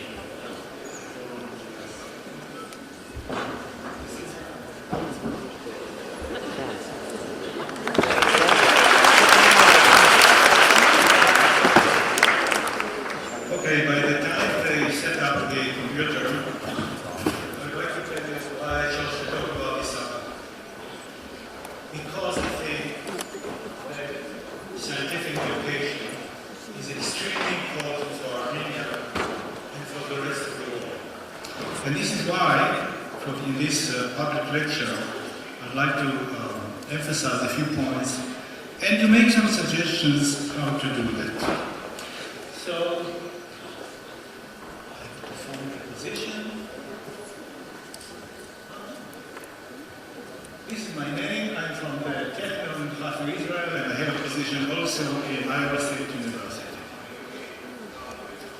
Okay, let me say a few words about myself. And I'd like to tell you about my fascination with the world under the microscope, my fascination with small things. When I was 7 years old, my grandfather bought me a wonderful present. It was a magnifying glass. You know, this was very many years ago, and we didn't have anything electronics. We didn't have the word electronics. And the magnifying glass was an amazing tool for me. I was walking outside and studying every little insect I could find and every little flower I could find and grains of sand and everything. And I fell in love with the world of small things. And then, when I was about 10 years old, the teacher in school, it was a teacher of nature, now they call it science, told the class, hey, we have a microscope in school. And I was so fascinated. And I said, can you bring it to the class? I said, yes, of course. So I bugged him for a few weeks, and then he brought it to the class. And I was the first person to be called to the desk to look at the microscope. And I looked inside, and I could not leave the microscope. And the teacher said, sit down there, let other people. I said, well, wait a minute. Then, when I studied for my master's and PhD at the Technion, they bought the first transmission electron microscope. And I was the first person to not only work on it, but work also under it and fix it So that over time I became an expert to the extent that I could teach electron microscopy to very many students at the Technion and in other universities in the world. I was an expert in studying small features of materials. So there was a study microstructure of materials. And then this electron microscope brought me the Nobel Prize in 2011. This gift took me through this road to the Nobel. If you want to buy something scientific for your children or grandchildren, buy them stereoptical microscopes. You will see the results in years to come.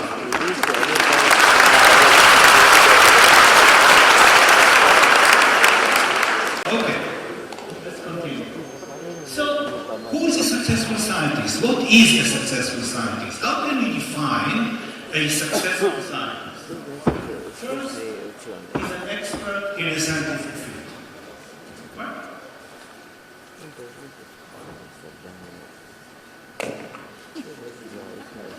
An expert in a scientific field. Absolutely. A good scientist is an expert. What else? Is part of international scientific group. Science is not local. There is no Armenian science. There is no Israeli science. Science is global. So, good scientists are part of an international community who not only study each other's work, but also collaborate on the international level.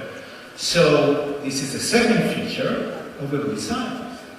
Next, he's a recognized leader. An achieving scientist is a recognized leader in a certain field, whatever the field is, and a huge number of fields. But a good scientist, an achieving scientist, is a leader in his field. It means that people follow him, other scientists follow him. How do we know that? Because they quote his papers in their papers. So somebody who has a large number of people who quote his work is a leader in the field. Right? And we can measure it very precisely. What else? He created a breakthrough. A good scientist makes breakthroughs in his field.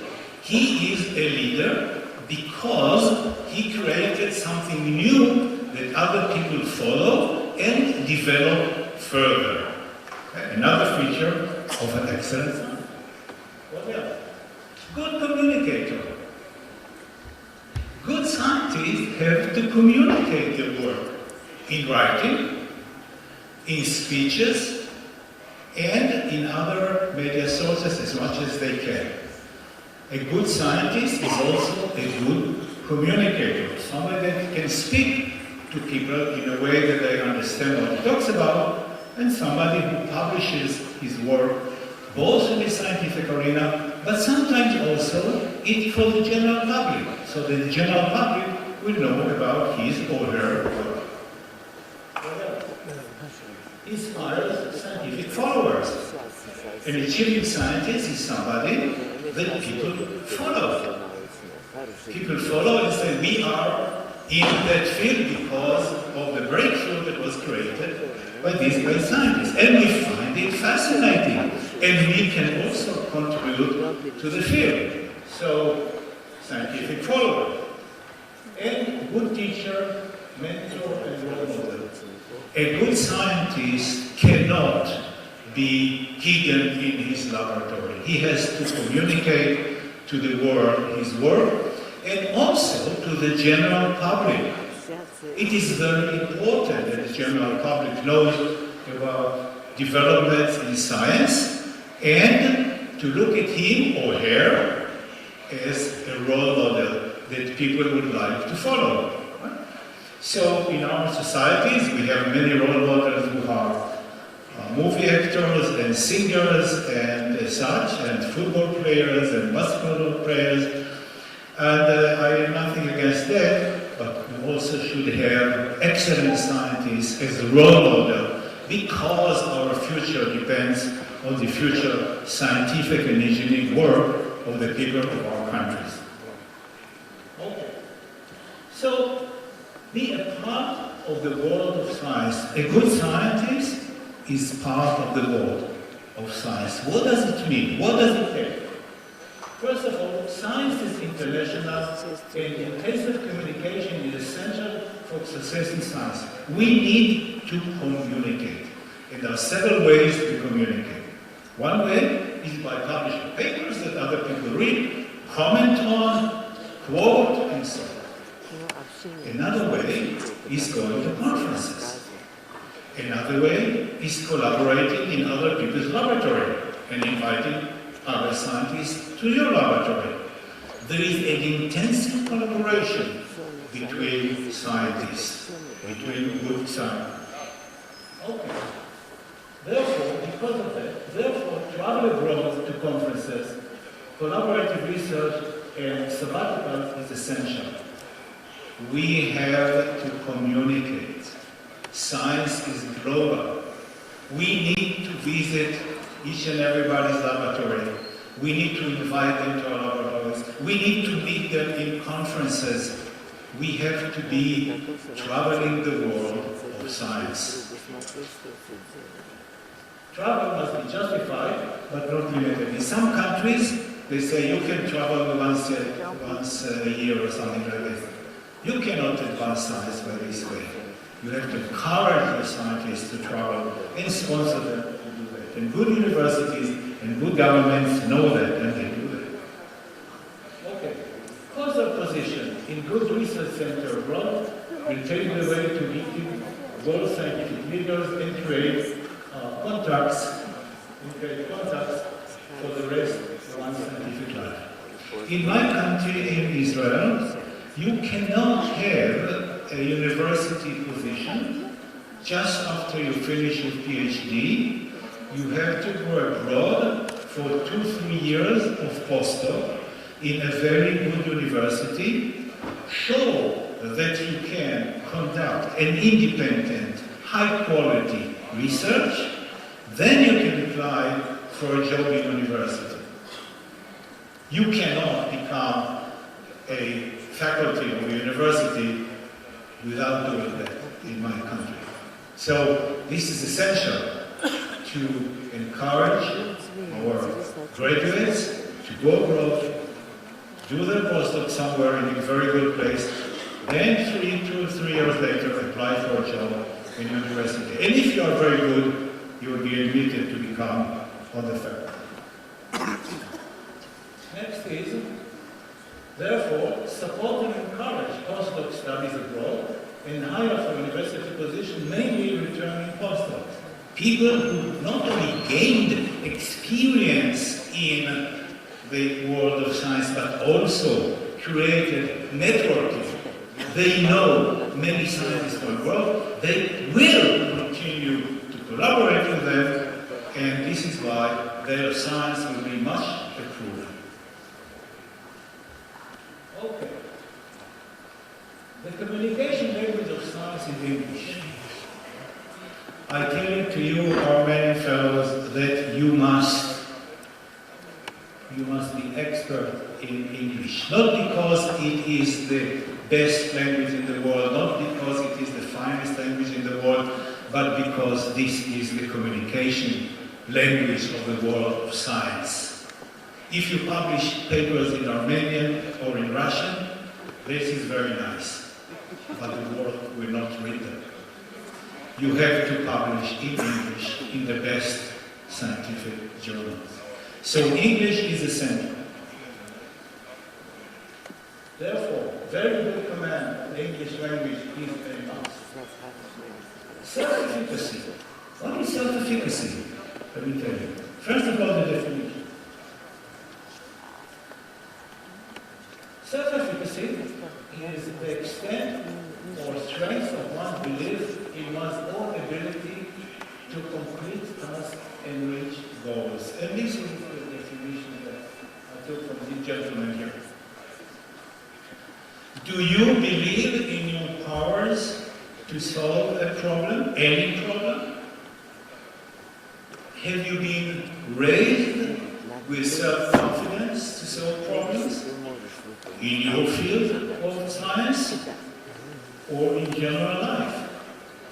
This is self-efficacy. When somebody asks me, can you, before they ask the question, I say yes. I can. This is self-efficacy. Yes, I can solve anything. Okay. How does self-efficacy work when the scientists meet peer pressure? In science, when you start to talk about your results, almost always you will find opposition. And that opposition may be fierce. In my case, it was very fierce, and it came from the top of the scientific world. How do you stand tall? How do you stand up to such opposition? I trust my ability to solve problems because I am an expert in my field and I can resist pressure of unsubstantiated claims against my finding of field. I am an expert, and in order to say this sentence, you must be an expert. You must be an expert in your field to such an extent that when people tell you, we do not believe in your results because it's not in the book, tell them, repeat my experiments and show me what's wrong. If you're a theoretician, tell them, repeat my calculations and show me what's wrong. Don't tell me it's not in the books. That's not good enough. I'm telling you, I'm an expert in the field and I'm right. If you want to prove me wrong, repeat my experiments or repeat my calculations. Show me what's wrong.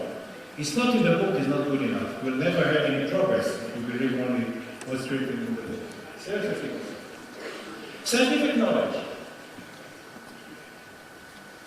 In addition to being a world-class expert in the scientific field, a successful scientist has broad knowledge of the laws of nature. Interdisciplinarity. Okay, so I am a material scientist, I'm an expert in microstructural materials, but let me give you just one example. I was invited, now it happened a couple of weeks ago, to the Biennale in Italy, in Venice, of architects.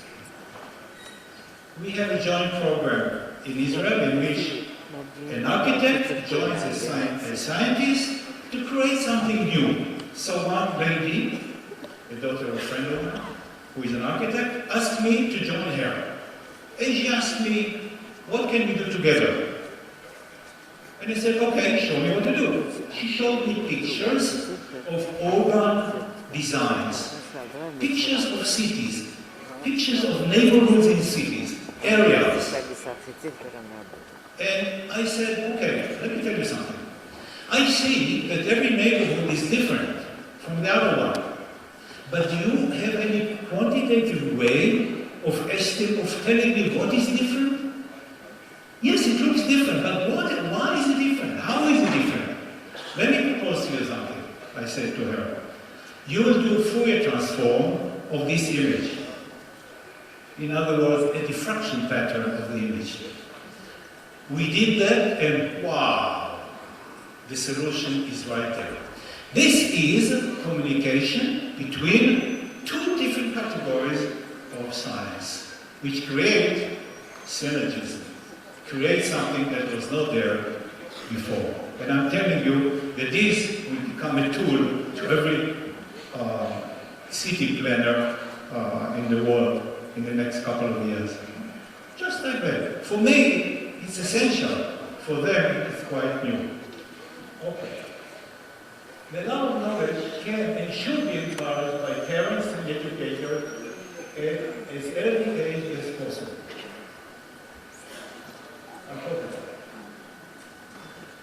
can be done in many ways. How do you encourage young people to think positively about science, about engineering when they are very young?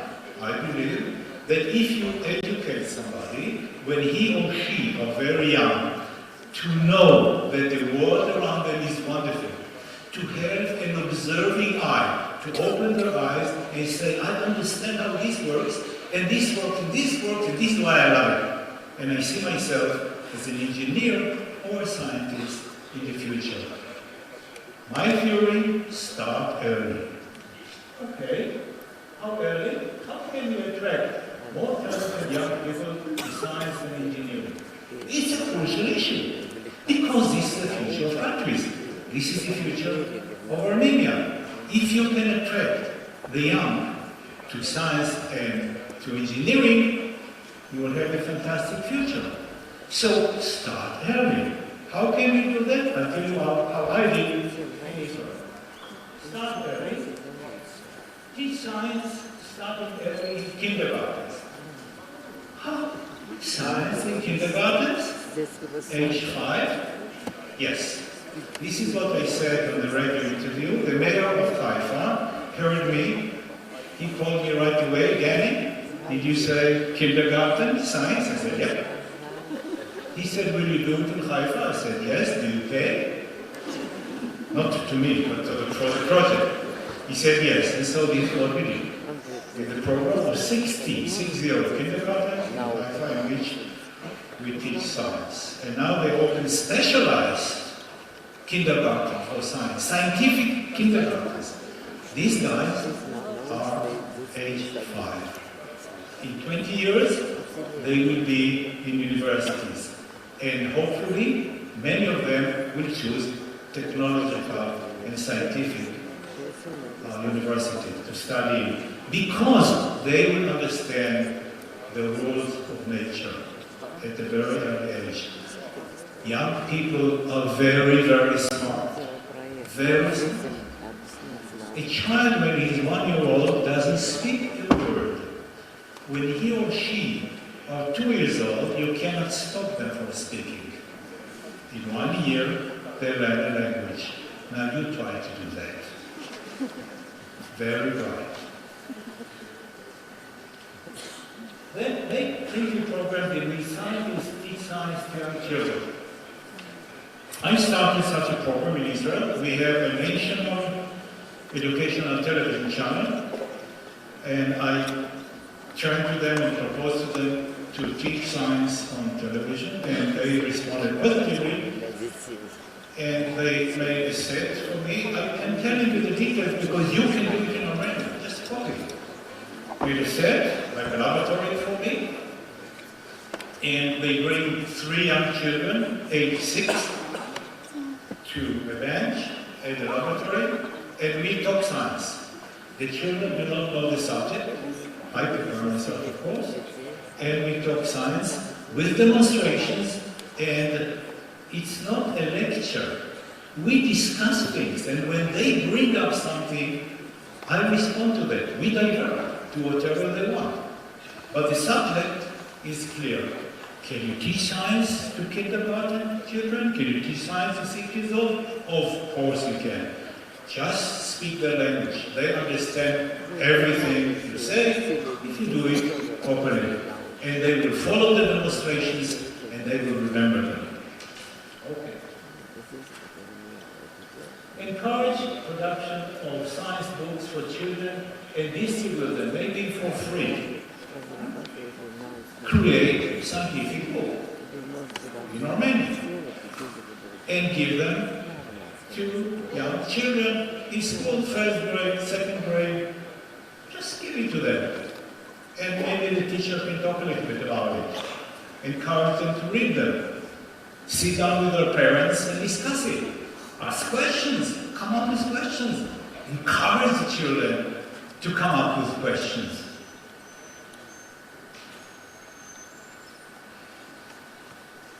Make important scientists, cultural heroes, and role models for the young. I'm going to tell you a little bit about the Nobel Prize. Governments, when I say government, I mean central government, province government, city government, any type of government that can affect people can make scientists role models. Talk about them, mention them, talk about their work. Everything like this, everything that I mentioned up to now can bring the knowledge and understanding of science to young children, and therefore they will like it. If they understand something, they will like it. And hopefully will become scientists and engineers in their future. Other posters. The Royal Swedish Academy of Sciences that elect the Nobel laureates every year issues posters. These are very, very nice posters designed for high school age. And they are produced in several languages, of course Swedish and English and other languages. And at one time I called them up and said, I want to translate these posters to Hebrew. Will you allow me to do that and distribute it in high school? Can I do that? They said, no. We will do it for you. I said, fine. And for 10 years or so, we did that. And I distributed these posters to translate it to 600 high schools in the country. And then they claimed that they don't have any more budget and they stopped it. I regret they did it because I think it's the one who sent it to. But you can still get it for free in other languages. You can try to convince them to do it in Romanian. Experiment. Experimenting at an early age will increase the child's curiosity and skill. Successful experiments increase observation power. Experiments. There is a French program, very successful, Man and a Cat, Hand in the Door, in which they teach young children science. And it's a very successful program, and it's expanded in quite a few countries, and it can be done here too. Or develop your own. Positive, supporting feedback from parent, teacher, or mentor may direct the young to future in science. If a parent, or a teacher, or anybody else, encourages the child, the boy or the girl, praise them when they understand something, encourage them to learn more by teaching them, by telling them, by playing with them scientific plays, scientific games, then there's a good chance that they will like it. People like what they succeed in. People like what they understand.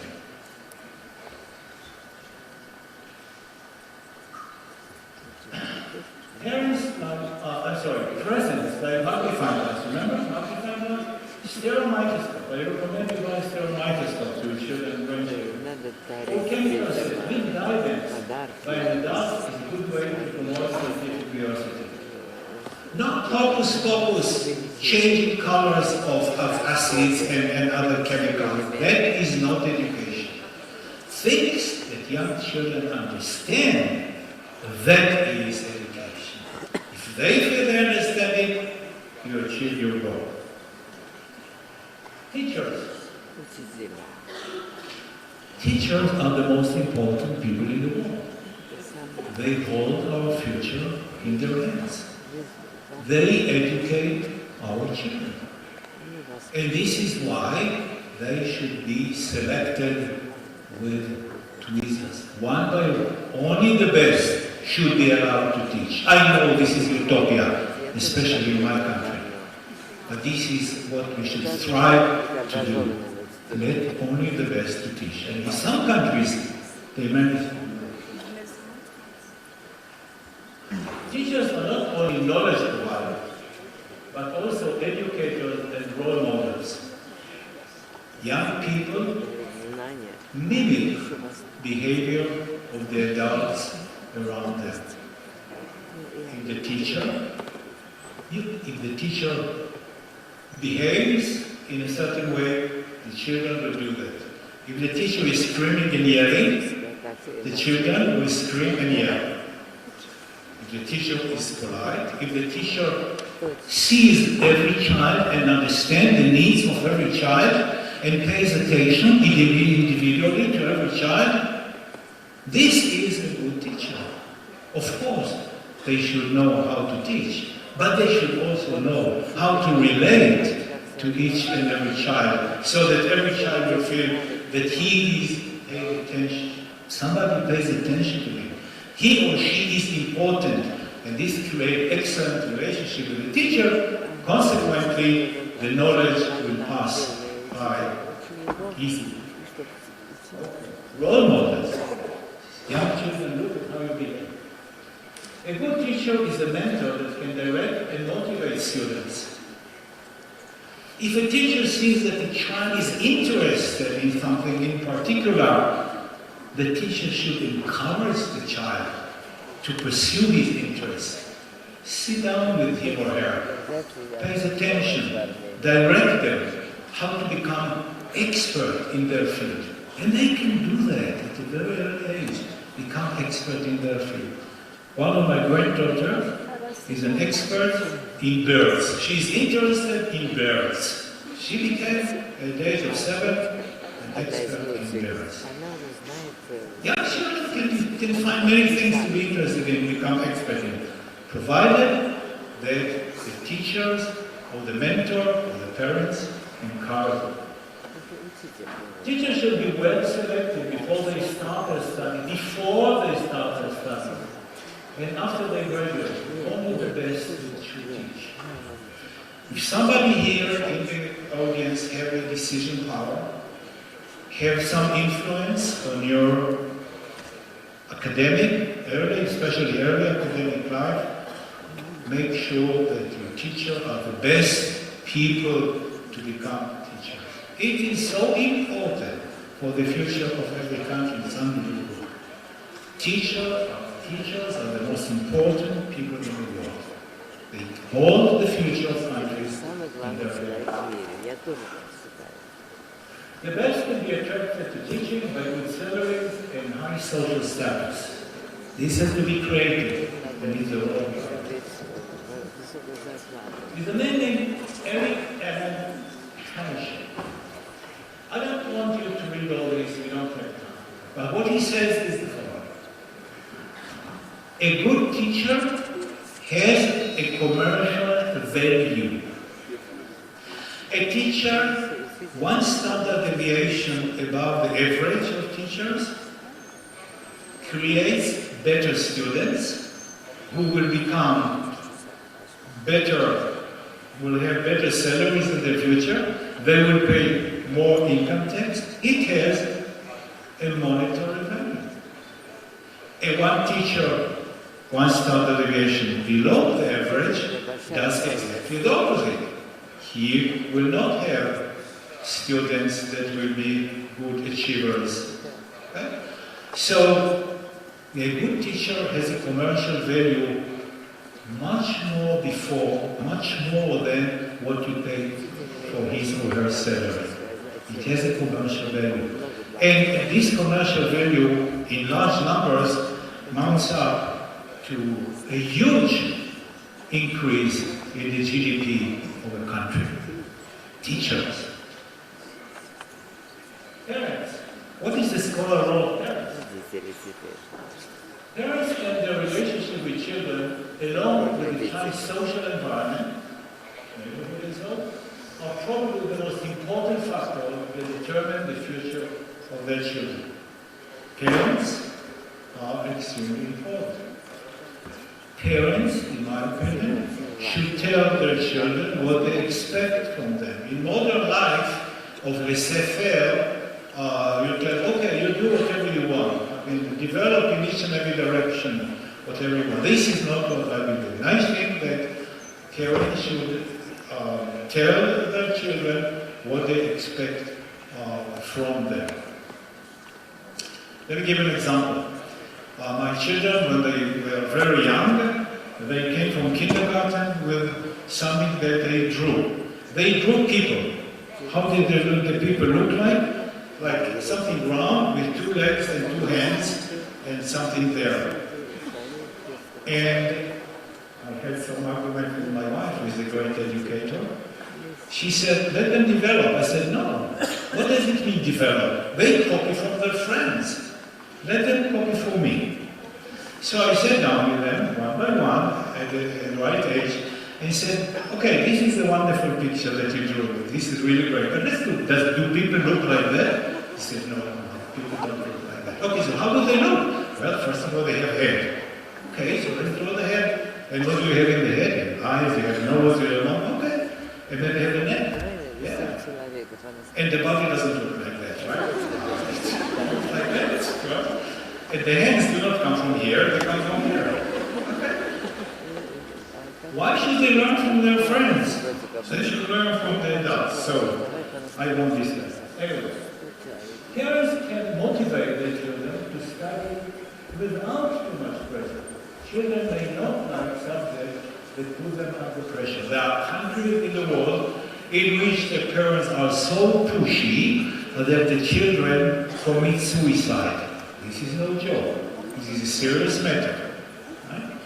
And when you talk to grown-ups and they ask them about what was it when they were young, they will tell you it was horrible because the pressure was unbelievable. The pressure to succeed was unbelievable. And this is typical to the Far East, to several Far East countries. I will not mention names now. But pressure, too much pressure, is no good. Direction, yes. Pressure, no. Parents can direct their children to study science by communicating on science evidence. Talk science with your children. Let me give you a few examples. I ask young people, what gives us light during the day? They say, the sun. Yes. What gives us light during the night? The moon. No. It's the sun. The moon is just a reflector of the light that comes from the sun. Aha. Interesting. Why do you have day and night? They know the earth rotates around the sun. Why do we have a year? Because the earth rotates around the sun. Beautiful. Why do we have seasons? Most people don't know why we have seasons. So you tell them. This is interesting to them and this is good education. Parents and self-efficacy. We talked about self-efficacy. Parents' sense of academic efficacy for their child is linked to their children's scholarly achievement. If the parent can encourage self-efficacy, self-confidence in their children, if parents can teach their children that yes, it is okay to criticize, and yes, it is also okay to make mistakes. Make mistakes, you will be corrected, but dare. Ask questions all the time.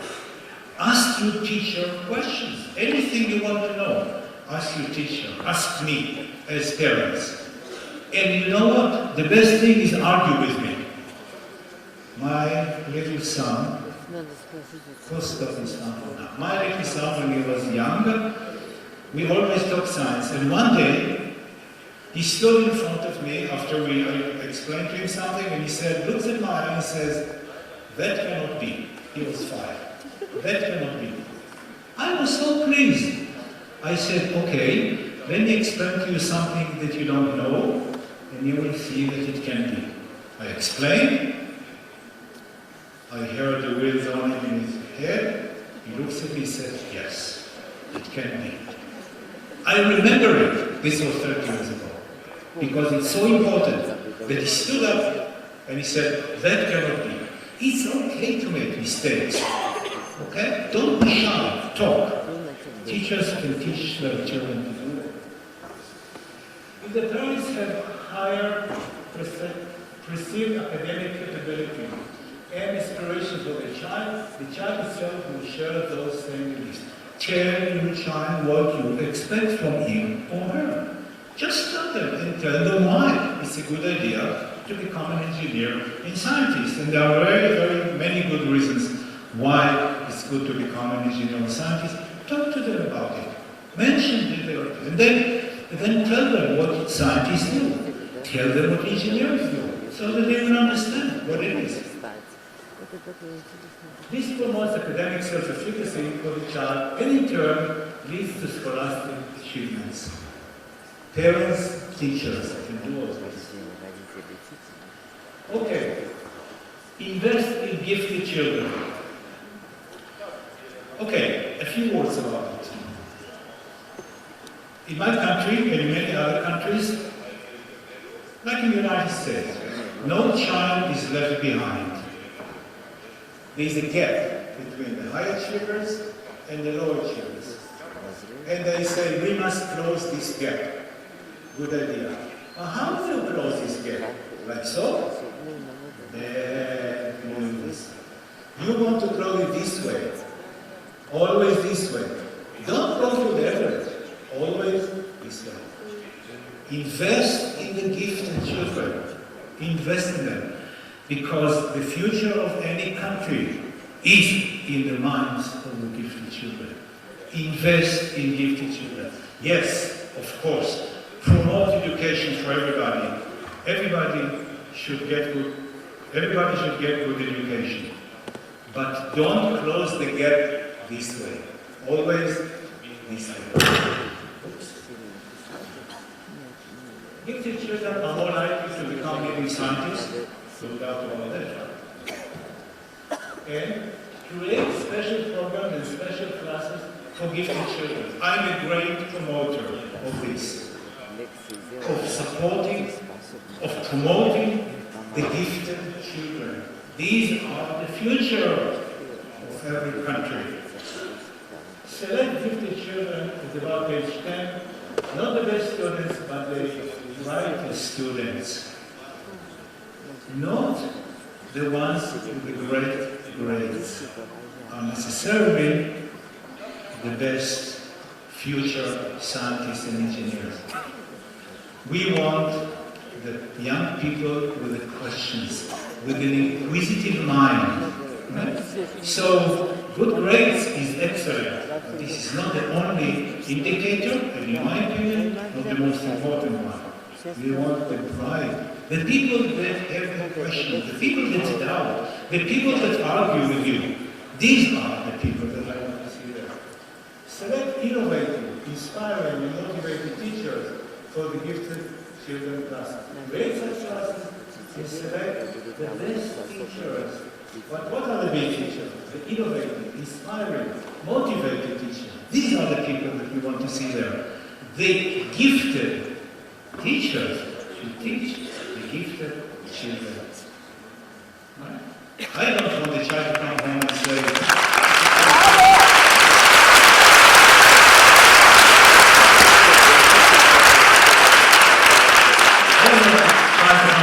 my teacher is so stupid. This is terrible, if the child says that. It is terrible, don't blame the child. Somebody put the wrong teacher to teach them. Curiosity. Curiosity is common to all good scientists. Good scientists are very curious. They want to understand what's going on there. We always want to understand what's underneath, what is in the ground level. We want to understand. Curiosity is the most important feature of good science. How can you develop curiosity in children? Make asking questions a norm. Ask the children and encourage them to ask you, and give good answers, and compliment them for asking.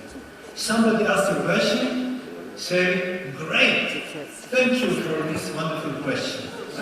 Encourage them to ask questions. Sometimes the question may be stupid, don't worry about it.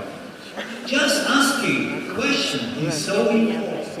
Encourage them to do that. Ask your child, what did you ask in school today? What did your teacher told you? What did you ask? Did you ask anything today? What was it that you asked? Let's talk about it. What, how, why, when, who, and where are the questions of curiosity? What, how, when, who, and where? Ask the question and encourage them. Where children dare stepping out of line encourage individuality. It is not possible in every country. Sometimes the regimes don't like it. They want people to be all the same and all supportive. But if you want science, if you want engineering, if you want a bright future, encourage young people to doubt, to ask questions, to say something against what they hear. It may be right, it may be wrong. Just the fact that you can dare doing it is very, very important. Support basic research. Okay, now I talk about this. In many cases, basic research is the main source of innovation and entrepreneurship. I did mention this word, entrepreneurship. We'll talk about it in a couple minutes. Innovation is done in universities, usually, and in research centers. And entrepreneurship is done by individuals who see a scientific or engineering opportunity and they open a startup. My country is named Israel Startup Nation. We have the highest density of startups in the world.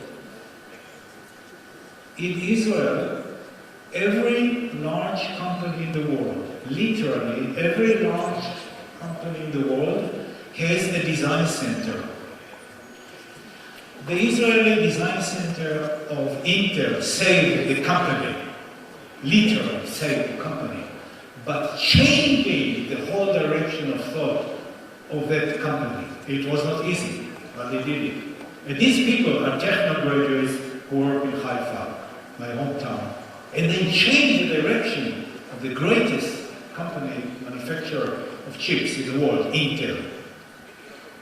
We don't have time to talk about it, but you can read all about it in the book named Israel, the Startup Nation, which you can buy, paperback, or so.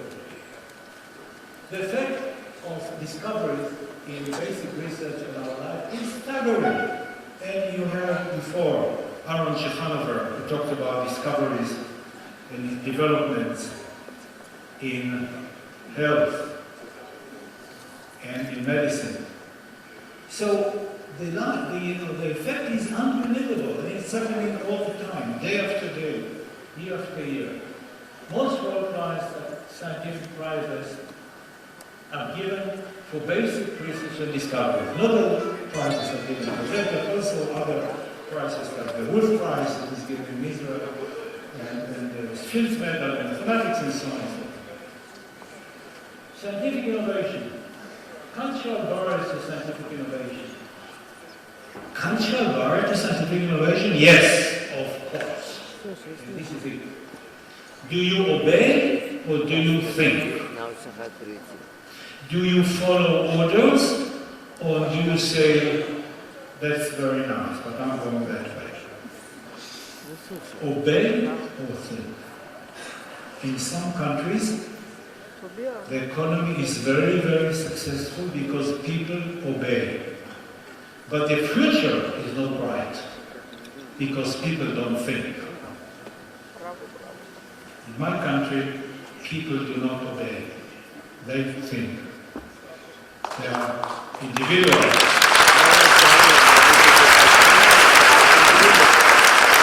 I know something about Armenian people. I know you think too. I know them.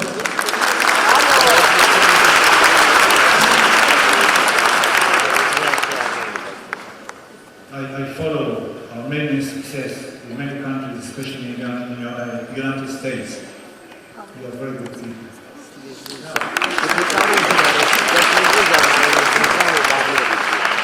Fear of failure.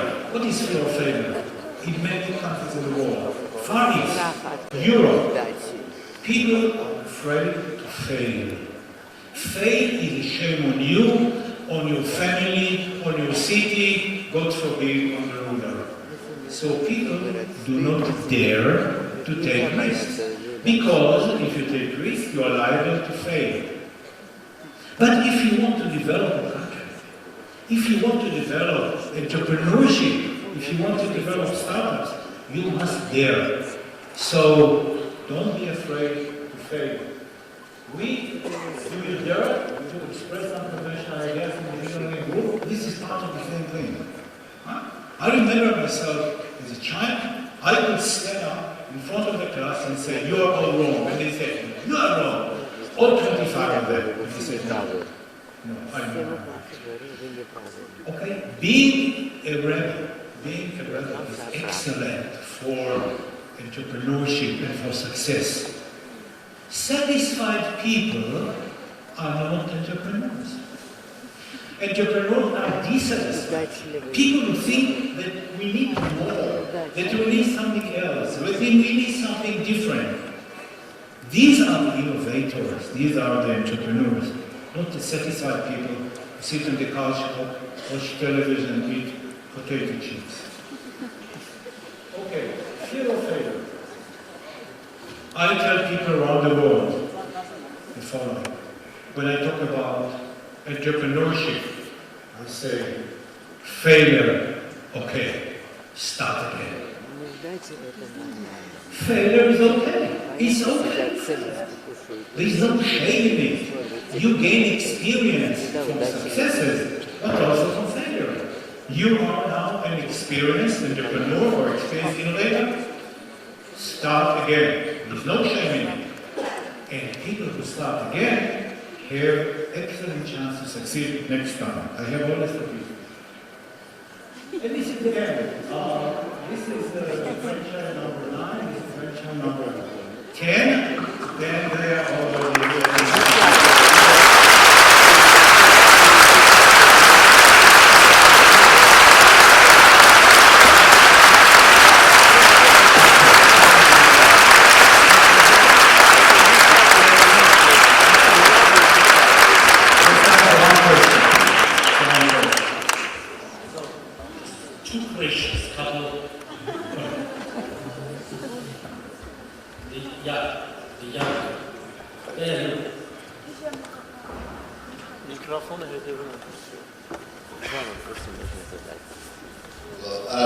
you said about the... I'm very sorry, but young piece is the first.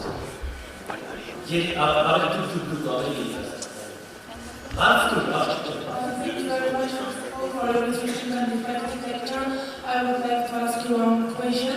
I know that several years ago you were nominated for presidency in Israel, and I would like to know what was your motivation and what would you like to change in that country if you succeed. Thank you.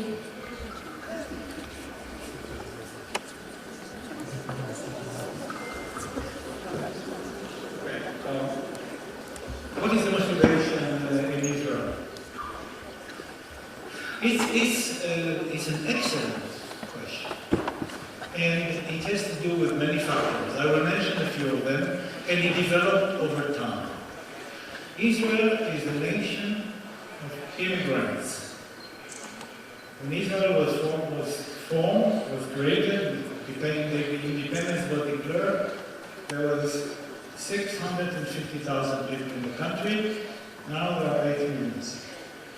Most of the people in Israel came from other countries, came from very diverse cultures, from the east, from the west, from the north, from the south. They did not speak the same language, they did not have the same background, and not the same aspirations. But Israel is a fantastic melting point, and I start to answer your question. First of all, and I don't know if it's a problem here, any newcomer to Israel receives 6 months' salary just to study Hebrew, to study the language of communication in the country. To become a successful member of society, you have to speak the language, and they come from diverse cultures. So they do that.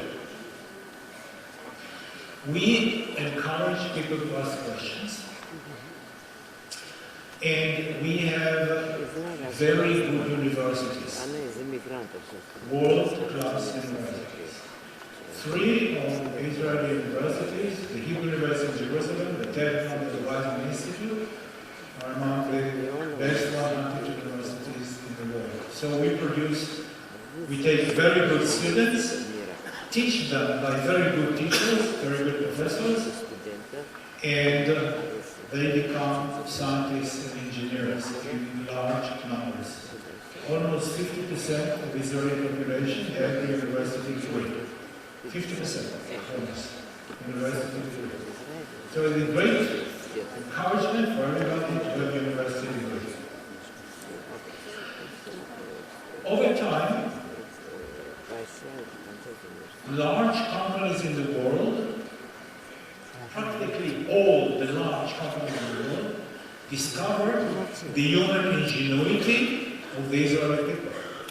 And they brought in development centers. And I mentioned Intel before. But any name that you know, Microsoft, Google has one development center outside of the United States, and it's in Israel. All these companies created research centers, development centers. Because they discovered that the bright ideas come from there. It's a synergetic process. You can call it brain drain, because yes, the people stay in Israel, but the brains work for companies abroad. Yes? But these people in these research centers, and it's important for the answer, these people are 5 years ahead of everybody else with ideas, with development. They know what will happen 5 years from now. And when they decide that they have a good idea, they leave them, they open a startup, and they have a head of everybody else of 5 or so many years. So this is why Israel became a startup nation.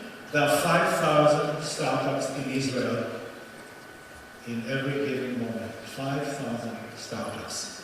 If you don't have other numbers, I can tell you that you know the NASDAQ,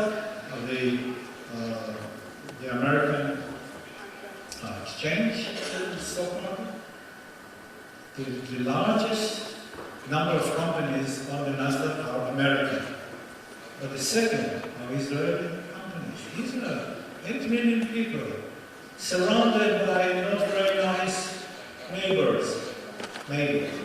And it made it through good education in universities, it made it through the spirit of innovation and the spirit of entrepreneurship.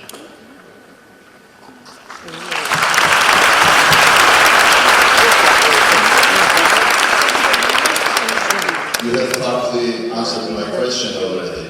So my question was about the brain drain of the postdocs. You mentioned that postdocs should go to other universities, get the postdocs in the different universities of the world, and only then they can get the professorship at Israeli universities. What if they stay in those countries, like in America, and don't come back? How do you solve that problem?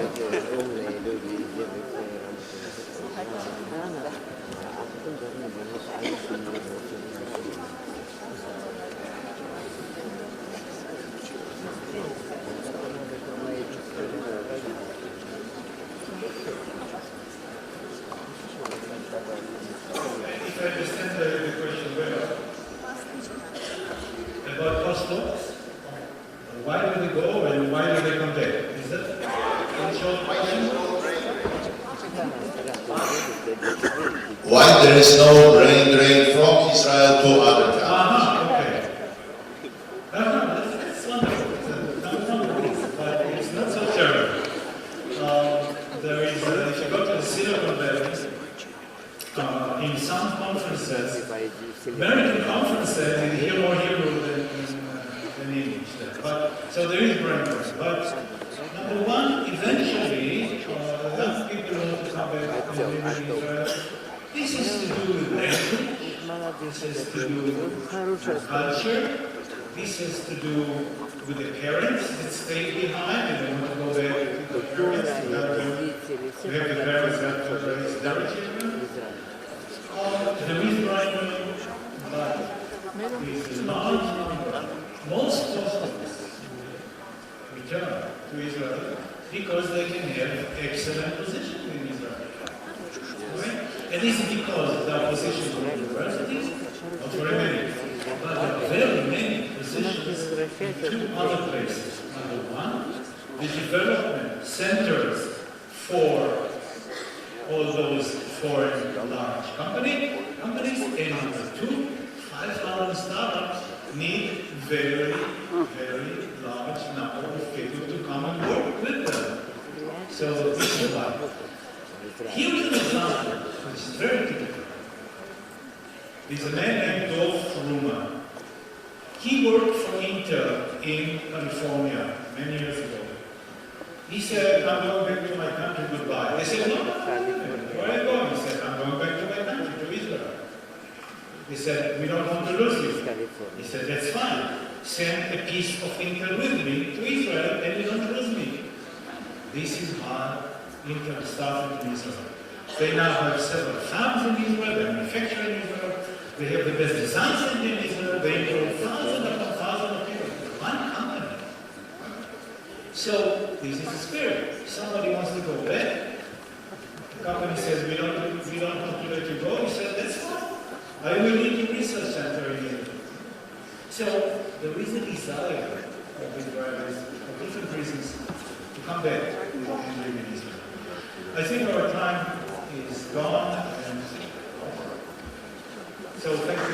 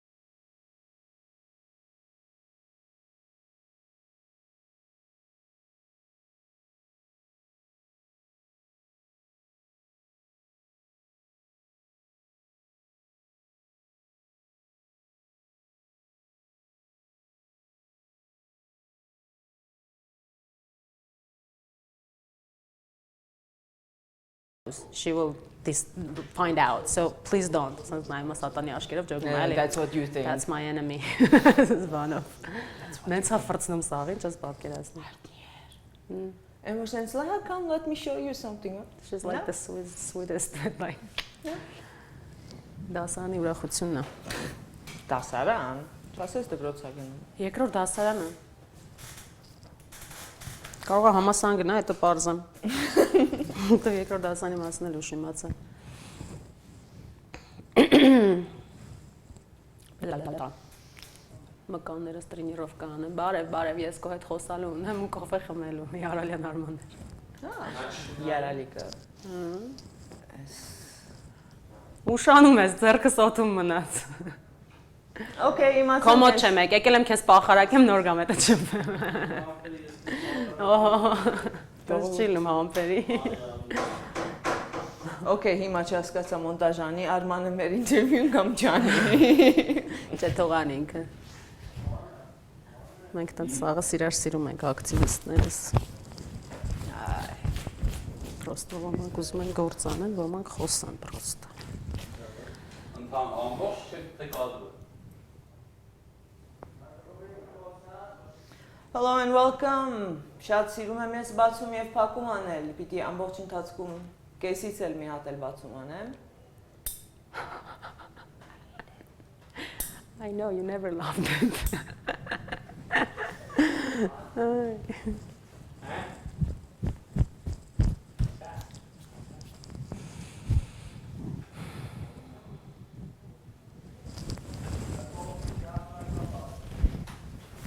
Սիվո շատ եմ սպասելու շակերտների մեջ հարցում։ Դիաֆրագման կարանք բացենք։ Մի հա։ Դիապազ։ Չէ, բանել կա, չէ, այդ չի դիաֆրագմալ գոյություն ունի սա շնչառական։ Ահա։ Քույրիկը Մոսկվա է։ No, Բուդապեշտ։ Անահիտն դեղ ապրում։ Ո՞նց է։ Շատ լավ, երկու հատ գազան տղա ունի։ Այդ կամերան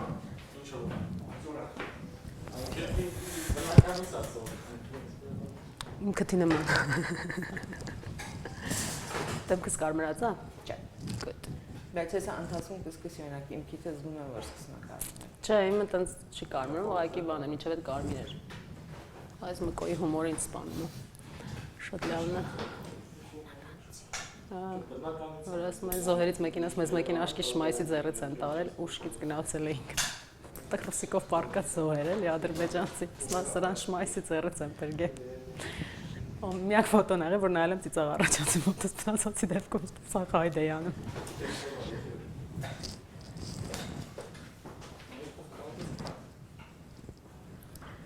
Let's do this thing.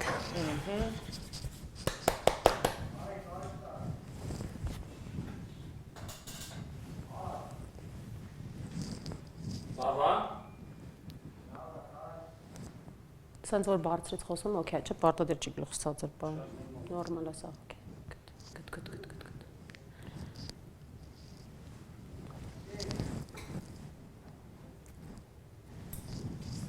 Սկսենք։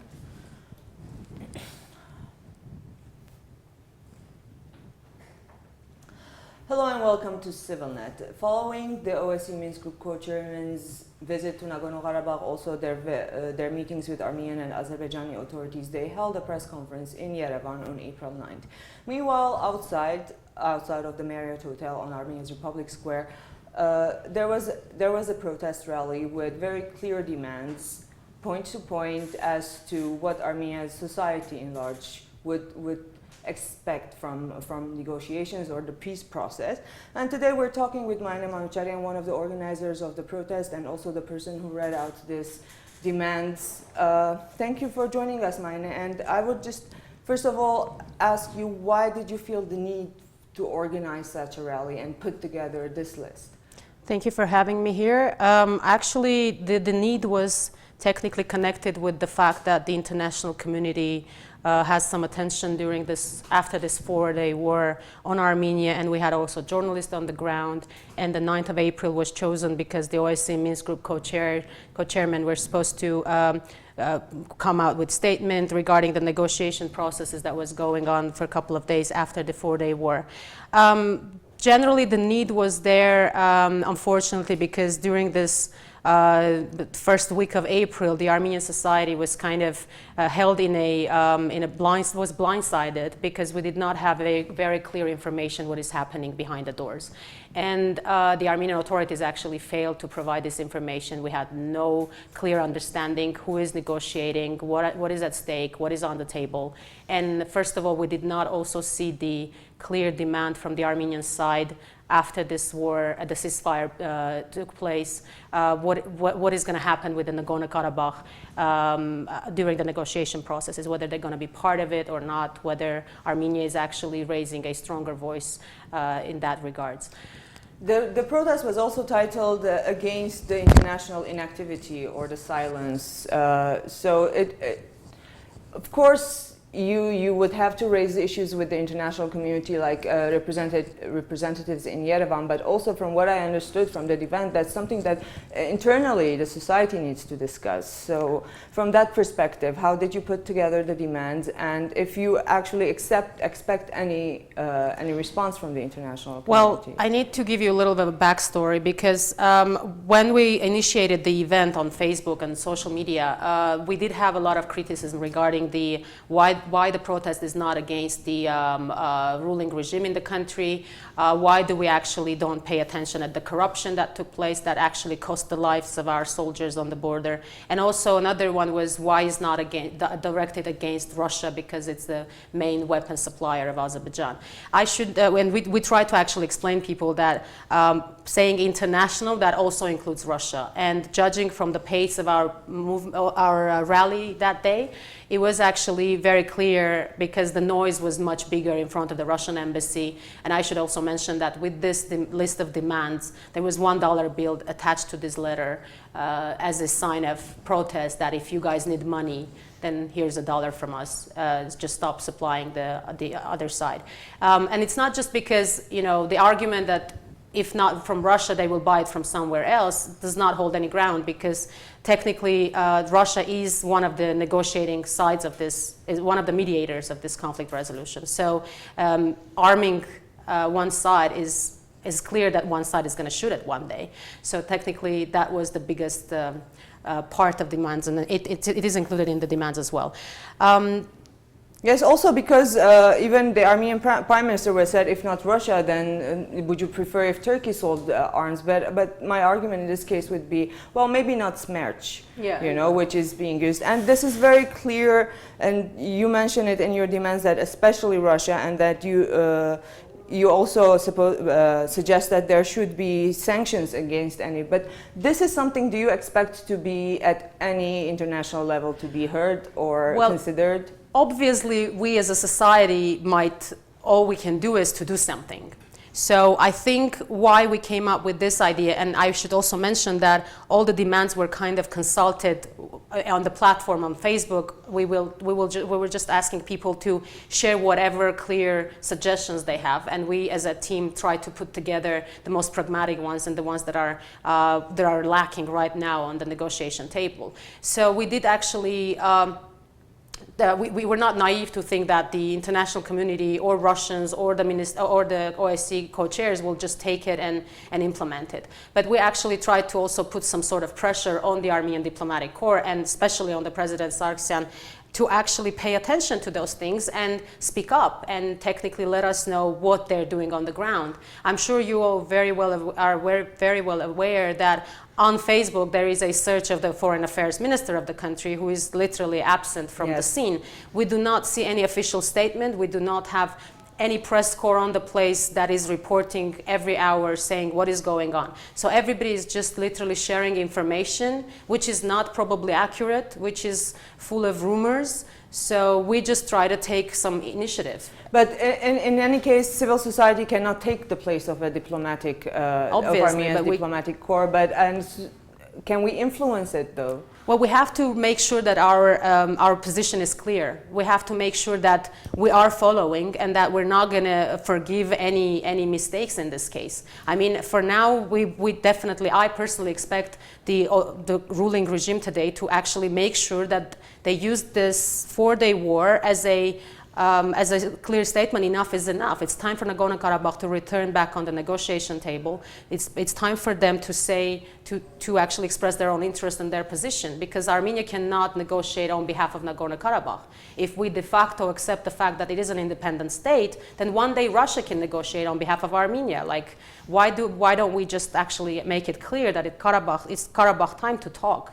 And the excuse of, Robert Kocharan pulling out Karabakh from the negotiation table, it's not valid anymore. The pressure is on the current government to actually take the initiative and move it forward. The President Sargsyan also made such a statement with the OSCE ambassadors earlier, like I think it was during the second day of when the conflict started, and he said if this continues, Armenia will recognize Nagorno-Karabakh. So is that something of a bluff, or do you think that's actually something that the authorities are thinking about? Well, I think recognizing Karabakh is not the place you should start now. I mean, it's my personal opinion. I believe that it's time for Armenia to step back and bring in Karabakh to the process. And the fact that Armenia was technically blowing off, all the negotiation processes were going on in the secrecy as such, and Karabakh was kept out of the loop, that kind of gave the carte blanche to Aliyev to attack. That was the weak stand of our diplomatic corps made that happen. Well, the OSCE Minsk Group press briefing was expected at 3 or 4 o'clock, and then it was postponed for about an hour and a half. Do you think it had something to do with the rally going on? Well, I don't want to speculate on that, but we were in front of the Russian embassy when the correct time happened, and they called us, our people called us and said that it's happening there now. We kind of skipped the US embassy march, and we went to the Marriott Hotel to make sure that the letters are delivered, and we did have a chance to, US Ambassador Mills was there, and he did agree to meet with us, and he did take the letters for the co-chairs, and he promised us to deliver it. I believe he did it, and also we did express our own concerns. I should also mention that the French embassy sent a gendarme, one of the guards, to pick up the letter. The Russians did not actually send anyone to take it, but that was also probably because they did feel maybe the guilt, or I don't know. But we did deliver. But maybe all the they letters. felt more threatened by you than anyone else. Yeah, maybe, but we were peaceful. Yes, and some of the demands you represented, the OSCE Minsk Group co-chairman also actually touched upon those issues, and they made it clear that no, we will not consider Turkey's involvement in the OSCE Minsk Group. We're looking forward to working with Turkey. They also said that yes, we are considering deploying peacekeepers, and yes, maybe Nagorno-Karabakh will return to the negotiations table, but not now, maybe when the peace process is underway, maybe then. They also, I think they touched upon a couple of more points, and this was expected, right, for you? Well, for me, it was, I mean, what is expected from the Minsk Group co-chairs, it's nothing new, because it's all the same diplomatic language of false parity between two sides, which we actually demanded to end it. Because, I mean, come on, we live in the 21st century. All the equipment and then high-tech intelligence and the satellites and everything can definitely prove who started what and what happened on the ground. The question here is, again, whether the Armenian side is ready, whether the Armenian government is ready to put aside all their allies and all their, the kind of agreements and everything with partners who fail them all the time, to put it aside and stand up for our interests. The thing is that the OSCE Minsk Group would make such statements, and we as a group made sure that it is clear that we're not buying it. Yes. So one of your demands clearly says that the Minsk Group co-chairs act according to their mandate and based on their responsibility as co-chairs, request their respective governments to release any and all satellite intelligence imagery from the line of contact, providing clear evidence of who started the thing. And their response was, it is not our mandate to determine who started it. But now my question is that maybe this is something we should demand from Armenia's exactly that point, because they must make some demands. I mean, it was clear by the Karabakh authorities as well, by a number of people, even the Russian leaders that were in the country, Medvedev per se, they did make clear that yes, they did have some information, yes, they are aware of what is happening on the ground. So the question is whether our government will stand strong, but rather sending mixed messages, such as the Prime Minister of the country says, oh, of course, the Russians can sell it, if not Russians, then someone else, then somebody else makes it another softer statement. This is not the time to be soft. This is the time to be harsh, because it's clear that our forces were stopped to go forward and to reestablish the line of contact the way it was before. So that the 5 positions that we lost down in Jabrail, that wouldn't be the case. So it's time to say enough is enough. We're not going to stop anymore. And this is maybe as a question, do you think we do have that political weight to demand more than we're already demanding internationally? We would have our diplomacy, let's say. Unfortunately, we would have it more heavier if we would have a legitimate government and if we would have a less corrupt individuals within army and within the government. Yes, and the corruption the is something that's like floating on the face of the surface after this conflict, because everyone's saying, look at what we're driving, look at the houses we have, how come we cannot afford more weaponry to protect ourselves? And for my last question, what's next? You've initiated something that can turn into something larger, like into a social consciousness. Do you have a next step planned? Well, I personally don't. I mean, my job as a civil society representative, as a person who is engaged in the political processes in the country, I can do whatever is within my power, which is to raise awareness, make sure people consolidate around the ideas, and make sure people pressure enough the government to actually do something at these days. So that is all we can do. If these signals are not enough, then it might turn into something even bigger. So we have to make sure that this process is, I mean, whatever losses we had on the border, whatever is going to happen, nothing is forgotten, and we should make sure that the government understands the seriousness of the situation, because they really have to get sober on this very fast. Yes, the government and also the people should understand that what demands could be made and what's the right approach to take. Exactly. All right, thank you, Meine, very much for... Thank you for having me. And thank you to the viewers for joining us.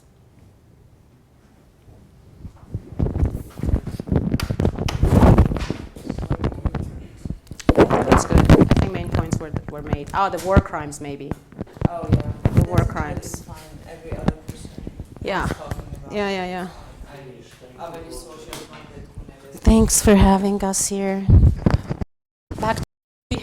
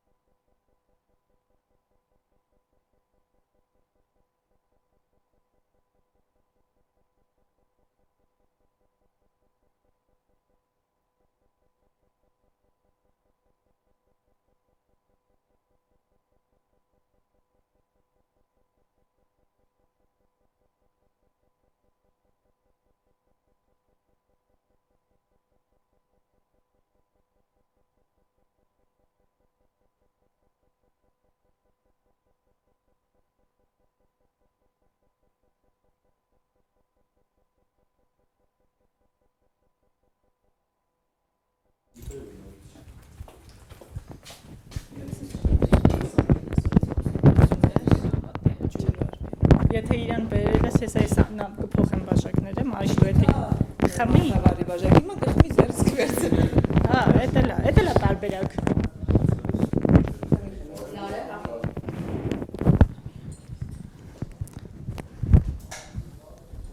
Մար, քեզ քաղաքացիական պայմանագրի կուսակցության վարչության անդամ։ Այդքան ցածր է քո պաշտոնը աղջի։ Մենակ Արոյին եք սարքել նախագահ։ Կարող վեցած նախագահ ունի։ Բայերգ է։ Մի հատ գրիչ կտակ ժողովուրդ, դա ինստումենտ գրառումներ պետք է անը։ Ոսա արքից տենց ազգա։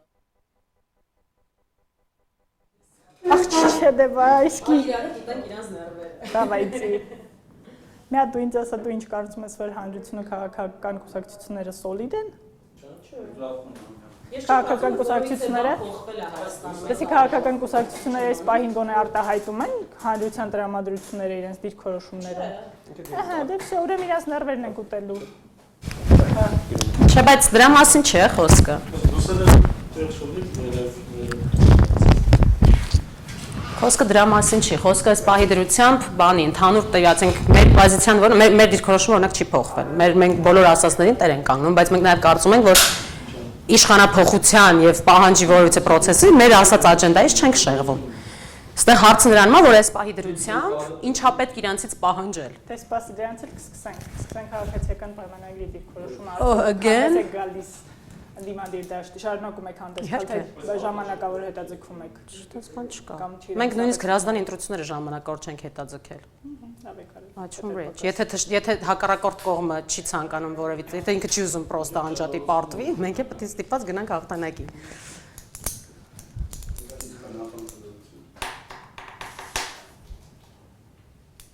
Կտանես մի հատ նենց անես, որ 3 նախագահին էլ ծխեմ ես։ Սիրով։ Իրանք պետք է ծխելու, մի հատ հոդված եմ գրել, հեսա դրա վերով էլ ծխելու։ Իրանց գործն է իշխան։ Ծնկել է արին արդեն սաղը։ Քոչարյանի կայքի ենք ու հեսա էս էլ պատահական մենք այսօր պրոստը հանդիպել ենք։ Ճոգրես դաժե 7 օրն է Լևոնին կլնգով։ Տեսի, պատահաբար հանդիպել ենք, հեսա էսի, հա, տեսակ, քաղաքացիական պայմանագիր կանչեցին անմիջապես հետո։ Դե կոնսպիրոլոգիա է, չէ՞ սա։ Իհարկե, մենք բոլորս բան ենք, հաճախորդ ենք։ Դու հաճախորդ ես ելի գորես, մենք շուն ենք, որ կսի են տալիս է ամերա։ Հա, դեր կա, ճիշտ է։ Մտման մեջ է։ Դու մի լևել բարձր ես։ Արգեն միշտ է։ Լավա, կարամ դուրս գամ վաղշե, ստուդիայի։ Ովշենի։ Կլի ես դուրս գամ։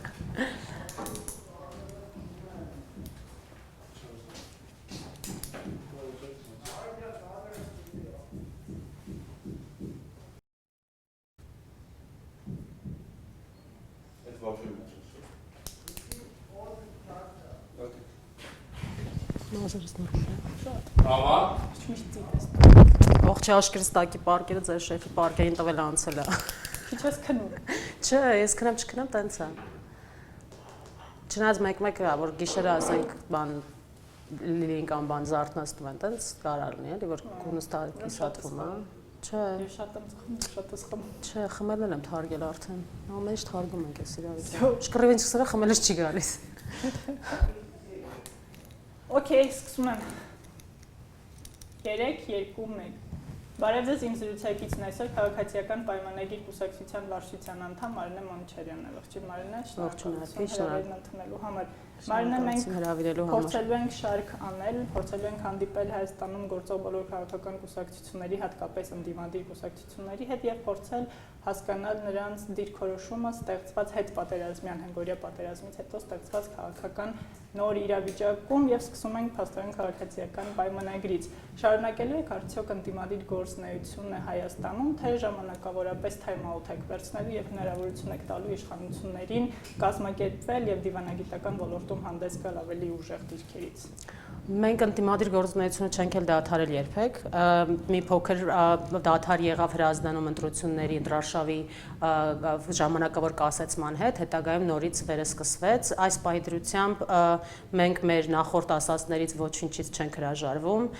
եւ հավատացած ենք, որ Հայաստանում ժողովրդավարությունը առավել եւս հիմա արդեն հստակ է, որ դրան այլընտրանք լինել չի կարող եւ պետք է լինի թափանցիկ եւ չկոռումպացված իշխանություն երկրում, որը նաեւ թույլ չի տա, որպեսզի մենք վճարենք այնպիսի թանկին, ինչպես հիմա վճարեցինք վերջին քարոզա պատերազմի ընթացքում։ Եվ դա նաեւ օգնեց միգուցե վերհանել այնպիսի խնդիրներ խորքային, նաեւ դարձնել դա հանրային քննարկման լայն քննարկման առարկա, ինչպեսին այսօր մենք տեսնում ենք հասարակության շրջանում։ Մարինե, այնպիսի տպավորություն է գոնից մոտ, որ այս պահին ընդդիմադիր քաղաքական կուսակցությունների եւ հանրության տրամադրությունների կուսակցությունների պոզիցիայի եւ հանրության տրամադրությունների միջեւ խզում կա։ Կարծում եք արդյոք, որ Հայաստանում գործող ընդդիմադիր կուսակցությունները, այդ թվում նաև դուք ներկայացնում են հանրության տրամադրությունները ապրիլյան պատերազմից հետո։ Գիտեք, ինձ թվում է այդ խզում ասվածը նկատվեց միգուցե հենց պատերազմական օրերի ընթացքում, այսինքն եւ բնական եմ համարում, երբ մարդիկ քննադատությունը մի պահ կողքի են դնում, երբ որ վտանգը ազգային է, այսինքն պետության կամ Արցախյան հակամարտության պարագայում բավականին լարված էր, այսինքն այդ առաջնահերթությունների խնդիր կար մի պահ։ Չեմ կարծում, որ դա վերացել են այն խնդիրները կամ մարդիկ դա չեն գիտակցում կամ նույն քաղաքական ուժերը դա չեն գիտակցում, բայց կարող եմ խոսել մեր քաղաքական ուժի պարագայում եւ ինչպես ասացի, մենք այդ ամենը մեզ համար առավել մեծ խթան է անառումով, որ պետք է շարունակել կատարել այն աշխատանքը, որ մենք կատարել ենք։ Ոչ մի նորություն չեք փոխել պահանջներ, որոնք հրատապ են, որոնք պիտի առաջ քաշվեն, որոնք պիտի կատարվեն, ստիպեք, որ կատարեն։ Օրակարգը որպես այդպեսին չենք փոխել եւ չենք էլ պատրաստվում քաղաքական մեծ էքսկուրսիաների տանել ժողովրդին, որպես այդպեսին էս այսօրվա խնդիրը, ցույցերը եւ այլ տեսակի process-ներ սկսել այս պահի որովհետեւ մենք դեռ շարունակում ենք հավատացած լինել, որ Հայաստանում որևիցե փոփոխության համար անհրաժեշտ է ունենալ ուժեղ ինստիտուցիոնալ ընդդիմություն։ Այսինքն այն փաստը, որ այսօր չի նկատվում նաեւ ընդդիմադիր դաշտի կամ տպավորություն է ստեղծվում, որ ընդդիմադիր դաշտը սոլիդարության հանդես գալիս ներկա իշխանություններին, դրա պատճառով է, որովհետեւ Հայաստանում ընդդիմադիր դաշտը գրեթե ամայացած էր։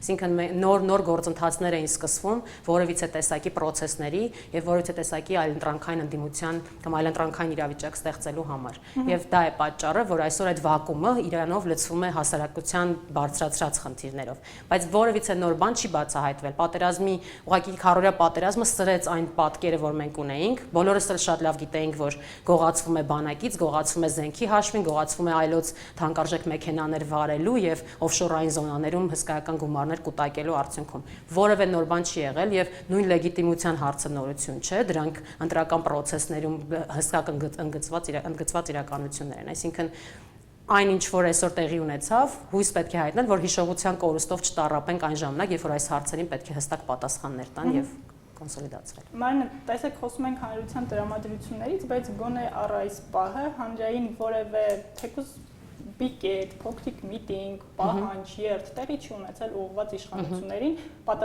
պահանջելու պատասխան տալ ստեղծված իրավիճակի, որ դուք նկարագրեցիք Երևան եկած իրավիճակի համար։ Բոլոր ցույցերը, երթերը եղել են կամ դեպի արտաքին աշխարհին ուղղված կամ ուղղակի հիշատակվի աղոթելու կամ չգիտեմ մոմավարությամբ, դա նորմալ է, հանրությունը պետք է այս իրավիճակում այդպես անդեմ արտահայտել իր բողոքն ու իր ընդվզումը։ Ինձ թվում է ընդհանուր առմամբ խնդիրը միայն դա չէ, խնդիրը նաև նրանում է, որ հանրությունը նաև մոլորված է։ Այսինքն եկեք տեսնենք, թե մեկ շաբաթ կտեված այս ամբողջ իրավիճակը, որ կար զոհերը եւ այլն, այդ ընթացքում մենք չունեցանք մի դեմք, որը մեզ ժամը մեկ տեղեկատվություն կհաղորդեր, թե ինչ է կատարվում, թե սահմանին, թե ընդհանրապես բանակցային գործընթացում, թե ինչ է կատարվում դիվանագիտական դաշտում, որովհետեւ մենք փաստացի ինչու պետք է մենք հետևենք, ասենք միայն ՊՆ խոսնակի Facebook-յան գրառումներին, որպեսզի տեղեկատվություն ունենք, կամ ինչու պետք է մենք հետևենք որևիցե լրագրողի տեղում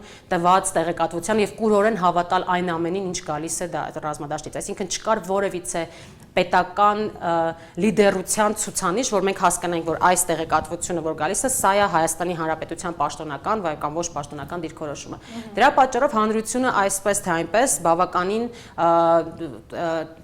ցայտնոտ չի ուզենալ ասել, բայց բավականին անկազմակերպ մոլորված իրավիճակում էր գտնվում եւ դրա համար տարատեսակ բողոքները, որ դուրս են գալիս, հիմնականում արձագանք են այն իրավիճակի, թե զոհերի ընտանիքները ինչ պայմաններում են ապրում կամ սահմանին ինչ զենքով կրակվեց, նույն Սերժ Սարգսյանի հայտարարած 1980-ականների թվականի զենքով կռվելու հետ կապված։ Նույնիսկ դա բացատրված չէր հանրությանը, եթե դա նույնիսկ դիվանագիտական քայլ էր, դա էլ բացատրված չէր, որպեսզի մարդիկ հասկանան, թե ինչու է այդպես ասում, ինչ է կատարում եւ ինչու է զենքը 80-ականների իրականացում։ Դառնանք նախագահներին, Հայաստանի Հանրապետության 3 նախագահներն էլ այդ օրերին լռություն պահպանեցին, այնուհետև Տեր-Պետրոսյանը հանդես եկավ հարցազրույցով հանդիպումից հետո Սերժ Սարգսյանի հետ, կարծում եմ այս հարցազրույցը դեռ երկար կմնա մամուլի եւ հանրային քննարկումների օրակարգում, որին հաջորդեց նաեւ Ռոբերտ Քոչարյանի 1-2 պատասխան այն մասին, որ չի պատրաստվում հանդիպել Սերժ Սարգսյանին եւ բանակն արդիականացման կարիք ունի։ 3 նախագահների դիրքորոշումներն ու կեցվածքը քեզ համար որպես Հայաստանի Հանրապետության քաղաքացու հասկանալի է։ Ինձ համար հասկանալի էր սրան այս երեք նախագահների դիրքորոշումը հստակեցրեց մի բան, առայն որ այս պահի եթե մինչ այդ որևիցե ձև բացատրվում էր թե ինչու է Ղարաբաղը դուրս եկել բանակցային սեղանից կամ ինչու է այսպես ինչու է այպես, այս պահի ինձ համար երեքն էլ հավասարապես կրում են այդ մեղավորությունը։ Այսինքն այս պահի երբ որ Լևոն Տեր-Պետրոսյանը հայտարարում է որ Սերժ Սարգսյանի մեջքին պետք է կոնսոլիդացվել, տարատեսակ ճնշումների եւ այլին մեջքին կանգնելու պարագայում կամ եւ այլն պահանջը դա չի պետք է։ Եվ նաեւ ասում է որ պետք է Բակո Սահակյանի կարծիքը նույնպես հաշվի առնվի, ոչ կներեք, ոչ թե պետք է, այլ պարտադիր է եւ դա պետք է լինի այն պայմանը, որի շուրջ Հայաստանը կարող է մասնակցել բանակցային գործընթացին, այլ ոչ թե դուրս գալ ընդհանրապես բանակցային գործընթացից։ Այսինքն Լեռնային Ղարաբաղը վերադարձնել բանակցային միանշանակ, այսօր Հայաստանի ամենաառաջնային պահանջը դա պետք է լինի։ Այսինքն եթե Հայաստանը դե ֆակտո ճանաչում է Արցախի անկախությունը, Հայաստանը չպետք է եւ որևիցե կերպ այս պահի իրավունք չունի բանակցելու Լեռնային Ղարաբաղի անունից։ Նույն ձև կարող է Ռուսաստանը մի օր որոշի Հայաստանի փոխարեն բանակցի, ասենք, որևիցե այլ կառույցի հետ, ասելով որ դե իրենք զանգեցին, մեզ հետ համաձայն են կամ իրենց հետ կոնսոլում, իրանք մենք ենք իրանք։ Շատ լավ, եւ վերջին հարցը Մարն է, թեև պատերազմի իրավիճակով պայմանավորված չէր, բայց այնուամենայնիվ Երևանում տեղի ունեցող ԵՏՄ անդամպետությունների միջկառավարական հանդիպումը հետաձգվեց եւ այսօր վարչապետը մեկնելու է հանդիպմանը, գնալու է այնտեղ, տեղի ունենալու հանդիպում եւ ինչպես իր գործընկերները կամ համակուսակիցներն են ասում, հանդես է գալու խիստ հայտարարությամբ, արդյոք ճիշտ էր վարչապետի մասնակցությունը այս ժողովին։ Դե ինչ վերաբերում է այդ խիստ հայտարարությանը մինչև չտեսնեմ չեմ հավատա, մինչև չլսեմ ավելի շուտ, կամ եթե անգամ լինի ընդհանրապես չարժեր, որովհետև կներեք, բայց այս ներկա վարչախումբը ապտակի հետևից կուլ է տալիս։ Ես չեմ հասկանում եւ ընդհանրապես մենք չենք հասկանում թե ինչ պահվածք եւ ինչի են սպասում եւ ում են սպասում։ Այս պայդրությամբ նույնիսկ Ղարաբաղից արդեն իսկ հնչում են տարատեսակ քննադատական կարծիքներ առայն որ հերիք է մեր հաշվին, մեր փոխարեն, մեր տեղևորոշում կայացնենք, նույն Պարքև Սրբազանի հայտարարության հետ կապված։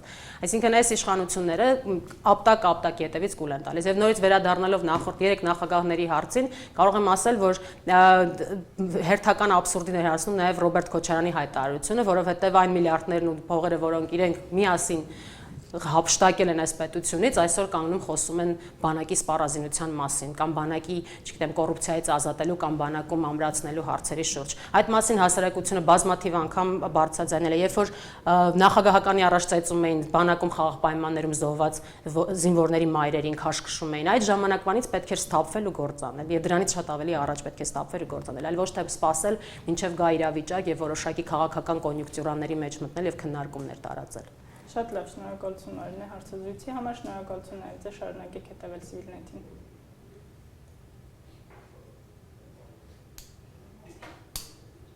Լավն է, դրանց մաման։ Եվշի գլուխներ։ Այս չէ, այս չեմ գալի, հետո ստոսացող չկա, չէ։ Սա դա ինտերես։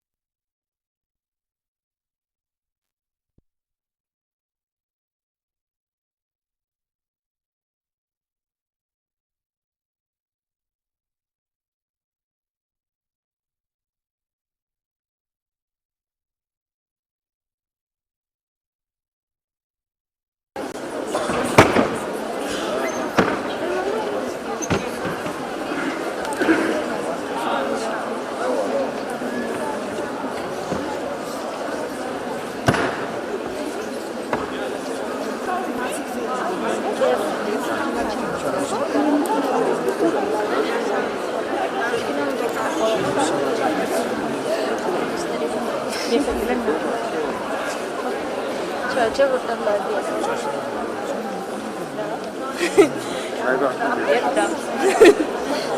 También. Dans րոպե կա։ Ես առավոտ օֆիցիալ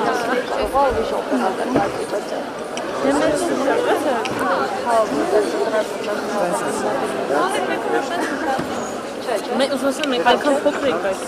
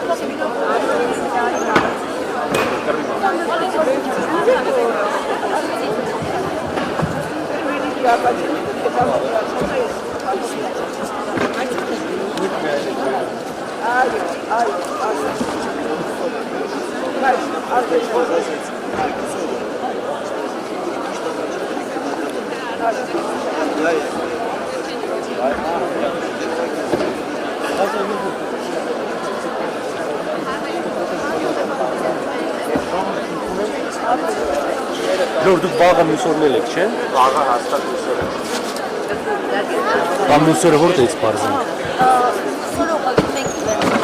Մինչև մեկը կարող է չանեք, անեք։ Մինչև մեկն եք մյուս օրը։ Դիլիջանում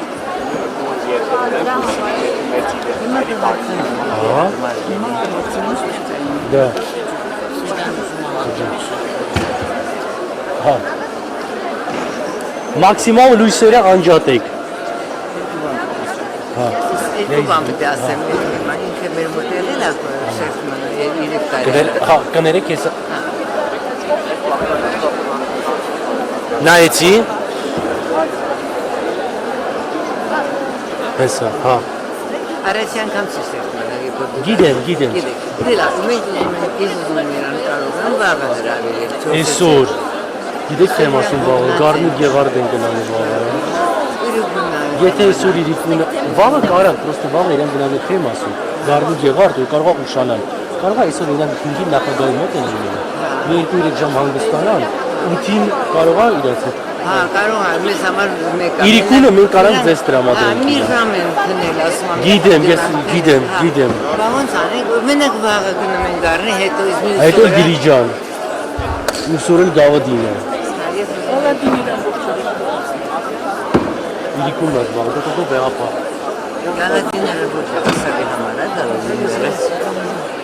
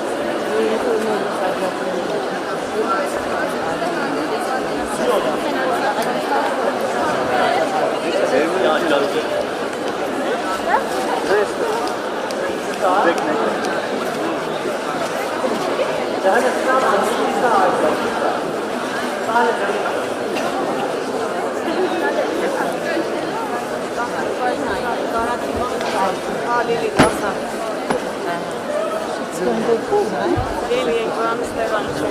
will be white, please, and I think white is okay for us. Less? We can turn off or... She wanted close.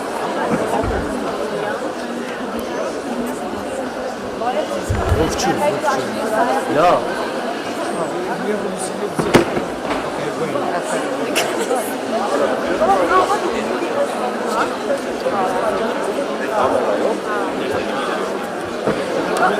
You're the president.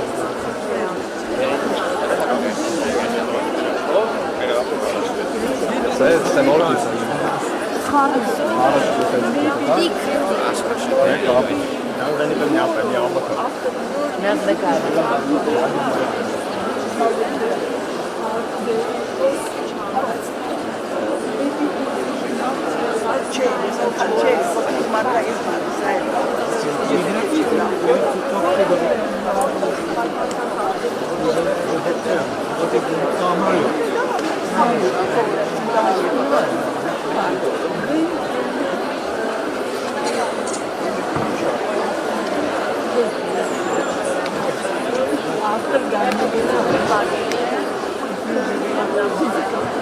No, it's not difficult, but we have to talk to the when we are free.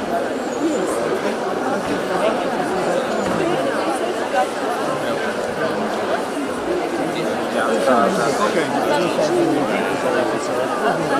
But then, let's talk after.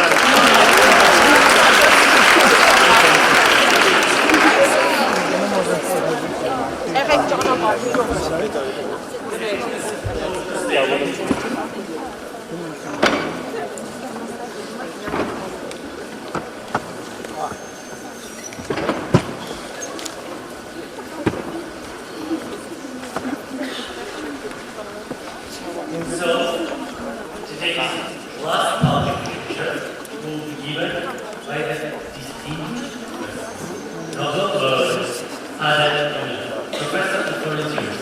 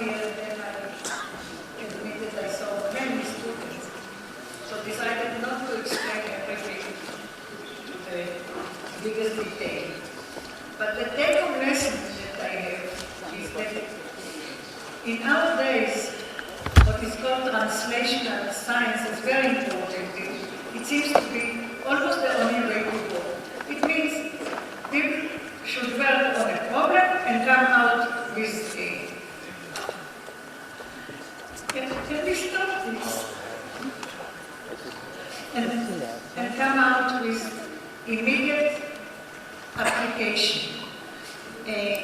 These are most of the grants. In my opinion, such way is bound to be not the way science should go, because science should look for basic problems, and while solving these problems, the knowledge that will be accumulated can be useful for many ways, in many ways, even after many years. But if the application is there, the most important thing, then when it is reached, not always it does, but when it is reached, it's the end of the project. And we can do much more than this. We can really open new ways. And the first request begging, please stop this projector. We talked about that, not about one projector. Please stop it. Please put it off. Please make that. Wonderful, thank you. So let's start with a quote from Einstein. I'm sure you all know about it. And I found a quote that is suitable for me. He said, "I have no special talent. I am only passionately curious." And I think that in this respect, I'm similar to him. Curiosity and passion brought me to where I am now. And during the whole time, I was enjoying what was hard work, but very, very profitable to me personally, and a lot of fun, a lot of intellectual and experimental fun. So when I became a young scientist, I thought that translation, but not translation on science, translation of the instructions embedded in the genetic code of the genes into proteins is one of the most interesting life processes. And I focused on it. So what are proteins? I guess that most of you know, but for some that don't, proteins are the cellular components that are performing almost everything in life. Not only in our life, in every cell life. It can be bacteria, it can be a flower, it can be a cockroach, it can be human. So here there are several examples for human. There are structural proteins that give us the shape, skin, hair, cartilage, and so on. There are signaling proteins like insulin that signals how much sugar there is in the blood. There are also regulatory proteins at the same time. There are transport proteins. So, for example, this ambulance for me is representing the blood with the oxygen going from the lungs to the muscle, to the cells. There are enzymes, those proteins that are chopping the proteins that we eat. So when we eat an egg or steak or cheese or whatever, it's full of proteins, but the proteins that we eat as they are not useful for us except for one task. They are being broken to their components, the components that make them, and these are used to make the proteins that we need. And the digestion of them is done by a set of proteins called enzymes. And then there are receptor proteins, which are seeing, hearing, and so on. So, as I said, proteins perform almost all cellular functions like breathing, digestion, and muscle motion. It's also proteins. And also responsible for pressure, like hidden cold shock, immune response, organ failures. For instance, sometimes heart attacks are being cured by the patient's own proteins. When dust comes into the eye, it may have a protein, a bacteria in it, infectious bacteria, so the tears can wash it out by chopping the bacteria. They do almost everything we need. You will see that not everything, but almost everything. There are 25,000 different types of proteins in a human body, and each of the 100,000 billion cells of human bodies contain about 1 billion protein molecules, and they are being produced constantly, because they don't live for a long time. They are being degraded within 3 to 4 days. Proteins are long chains made of, their components are called amino acids, and there are 20 types of them. The fold of each protein, which is carefully designed to fulfill its function, is determined by the sequence of the amino acids that are building it. What do I mean? Maybe I can explain a little. What do I mean by carefully designed to have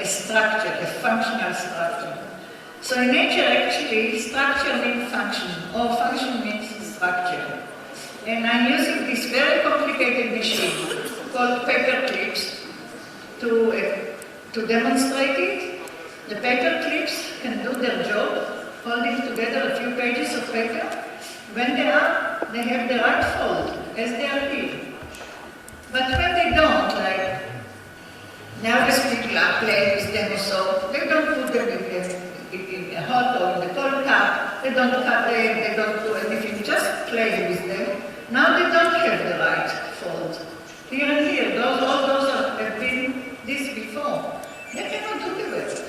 Although it's exactly the same material, the same compound, the same length, the same everything, but not the same fold. So that's correct also for proteins. There is here a protein, the typical protein, enzyme that cuts. So each of these balls represents an atom, and you have the names of the atoms here. It's not important now. What's important is that there is here a cavity, which is the active site of this protein, which is an enzyme, a protein that cuts. It cuts here. And when we look into it in more detail, I rotated it and I enlarged it. And with the substrate inside, you can see that everything has to fit exactly. Because the substrate, if it was larger, it won't fit into it. This is this place. Yeah? It won't fit into it. And there will not be anything to discuss. But if it's smaller, it can go in, but then it will be floppy. And it won't be cut exactly when it has to be cut. So structure is very important. And the structure is determined by the sequence of the amino acids. There are 20 of them, 20 types. So the sequence of them is in the protein. Proteins are usually 200 to 300 amino acids. So all the combinations are possible, but only one is the correct one. And this is dictated by the gene that is coding for this protein. So each protein has a gene, each gene has a protein. And they all sit in the DNA. So I'm sure you know what is DNA. I don't have to explain, but I want to look at it from our point of view right now. So it's a string of instructions. It has more things, but at least there are instructions. Each instruction that instructs that sequence in one protein is called a gene.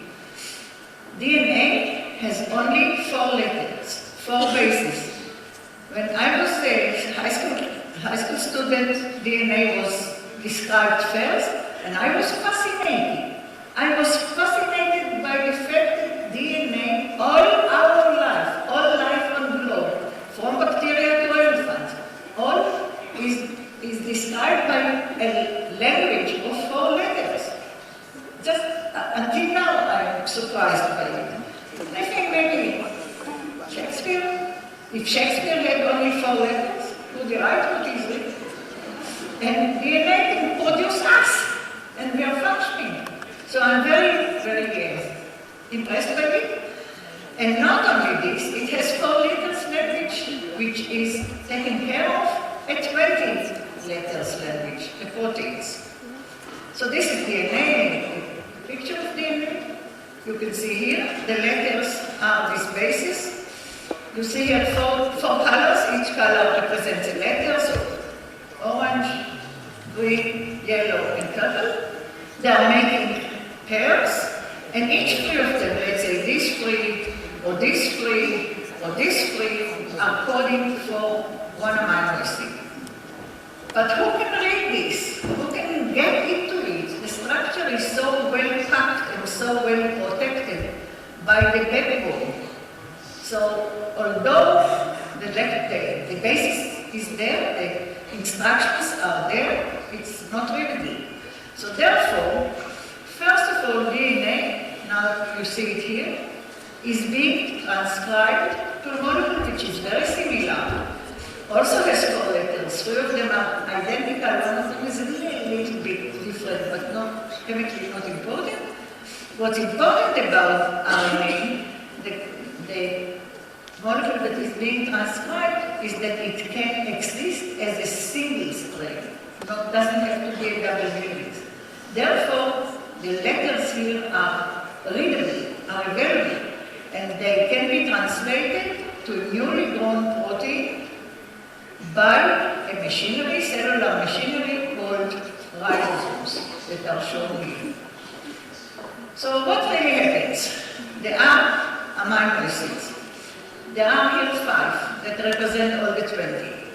All of them have the same backbone, and here it looks like a puzzle, puzzle bit. There are different colors for me to explain, but actually they are exactly the same groups. They have side chains, and the side chains is what gives the backbone its chemical properties.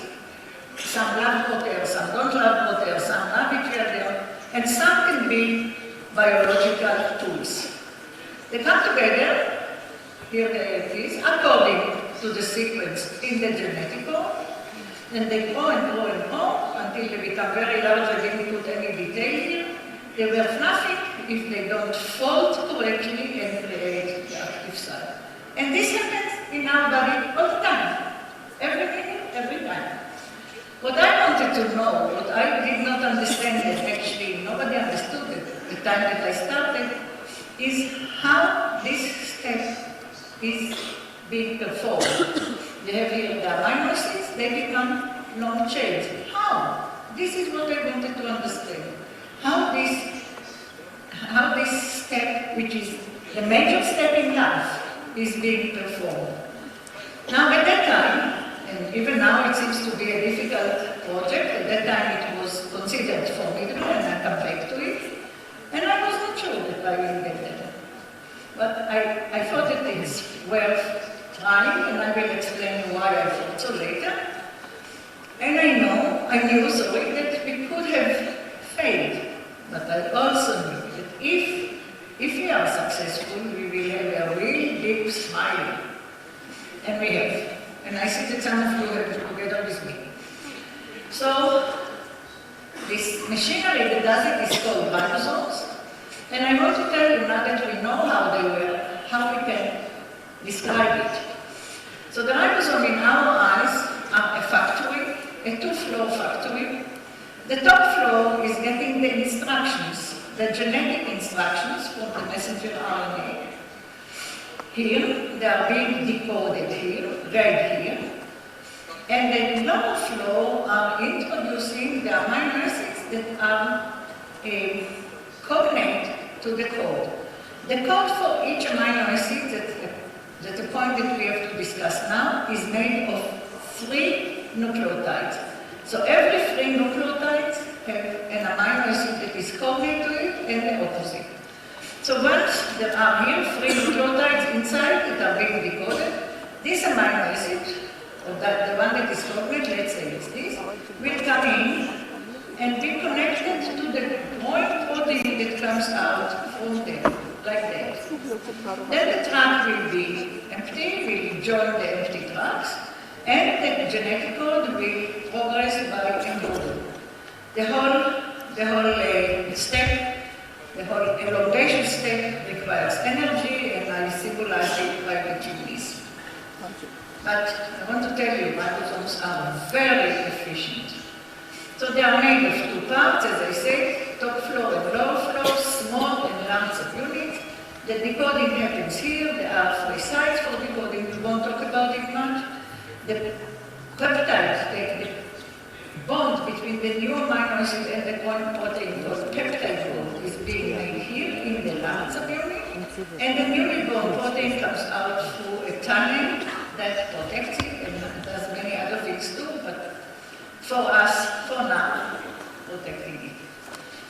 The tracks have this structure. They are called tRNA, transfer RNA. Here, they can make the decoding. They have exactly anti-codon, the same type of DNA connections. And on the other side, they carry the amino acid. Is there a question? Was somebody shouting something? It's okay, I can answer questions. But anyway, instead of talking much, instead of having questions, we made a little video clip back 12 years ago, based on the structures that we determined together with other structures, we put them together so we can see also how the ribosome functions, not only steady pictures. It's all based on experimental data, no calculations and no dreams. We did it our group together with two young students in the Art Academy in Jerusalem. So they decided that cells have to be green, but otherwise it's scientific. So here, messenger RNA comes to the small ribosomal subunit, gets into a path, which is a motion that is controlled by factors, non-ribosomal factors, initiation factors.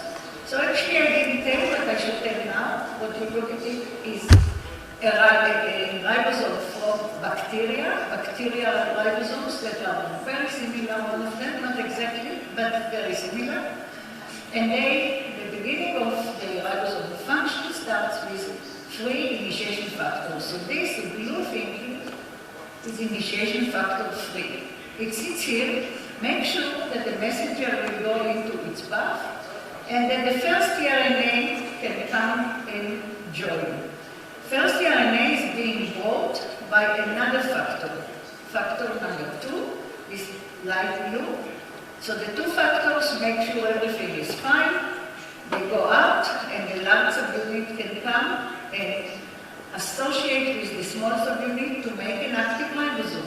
Because in the cell, when they are not active, each subunit is alone, so they won't start to do crazy things. The initiation factors make sure of that.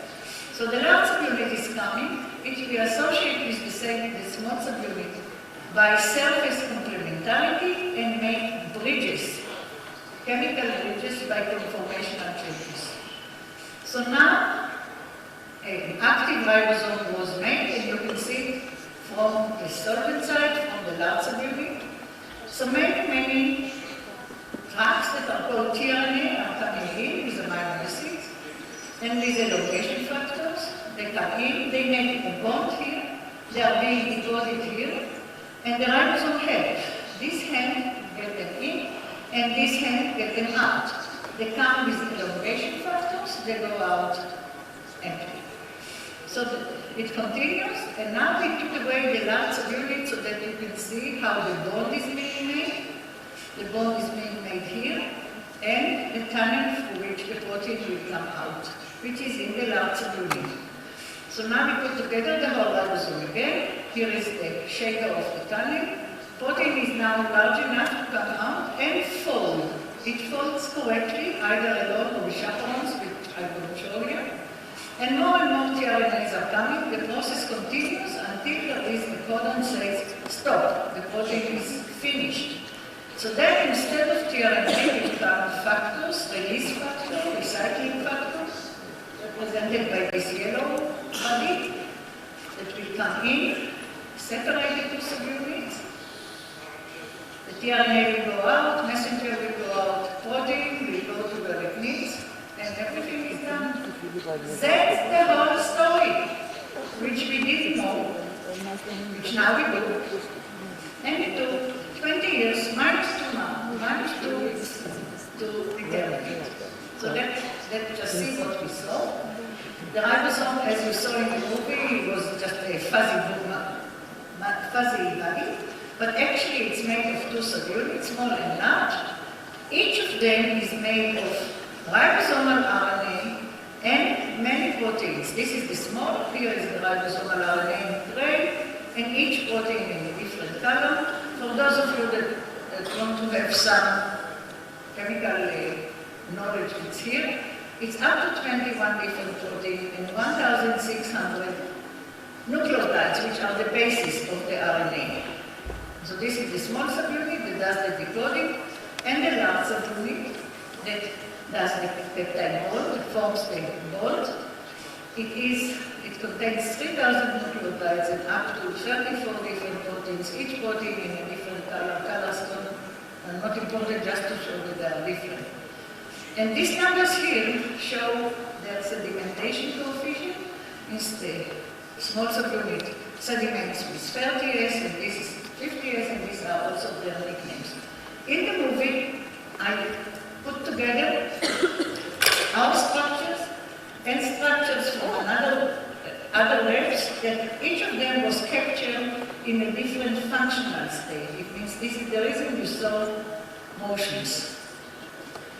So all ribosomes are universal, they function in a very similar way in all cells, maybe even exactly the same way in all cells, regardless of the source. There is a huge number of ribosomes functioning in each living cell.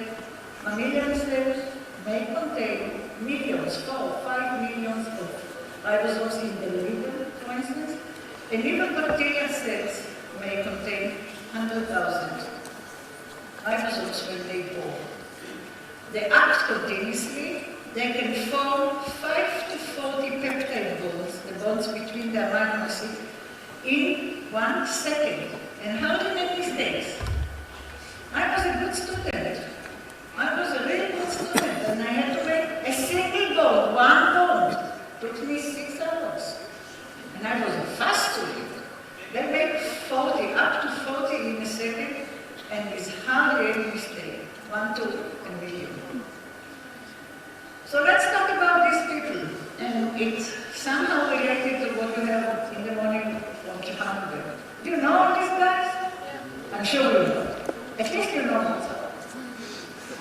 So all these guys are geniuses, composers, writers, philosophers. What's common to all of them? They all died young. They're all giants, but they died really young, 36 years old. The oldest, 47. They all died before or in the middle of last century.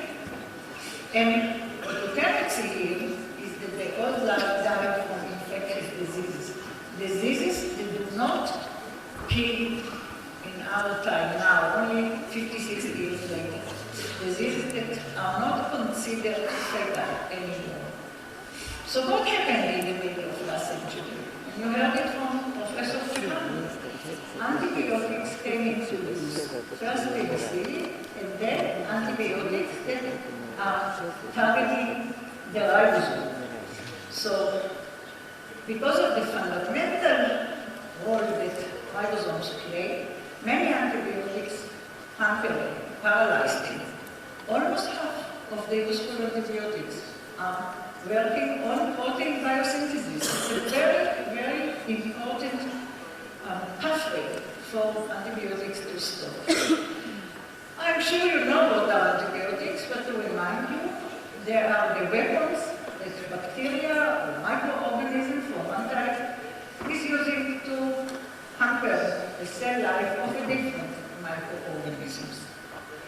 And the question is, they're all small, they're all less than 1,000 in molecular weight. How do they paralyze the ribosome? The bacterial ribosomes are 2.5 million. So the answer is here. Have you heard about David and Goliath? You have a little story here. You have to get rid of this huge thing. He done it, we sent it to the forehead, which was exposed and water, and this way we did it, and that's what the antibiotics do. So what you see here is the shadow of the large and the small subunit, autosomal subunit.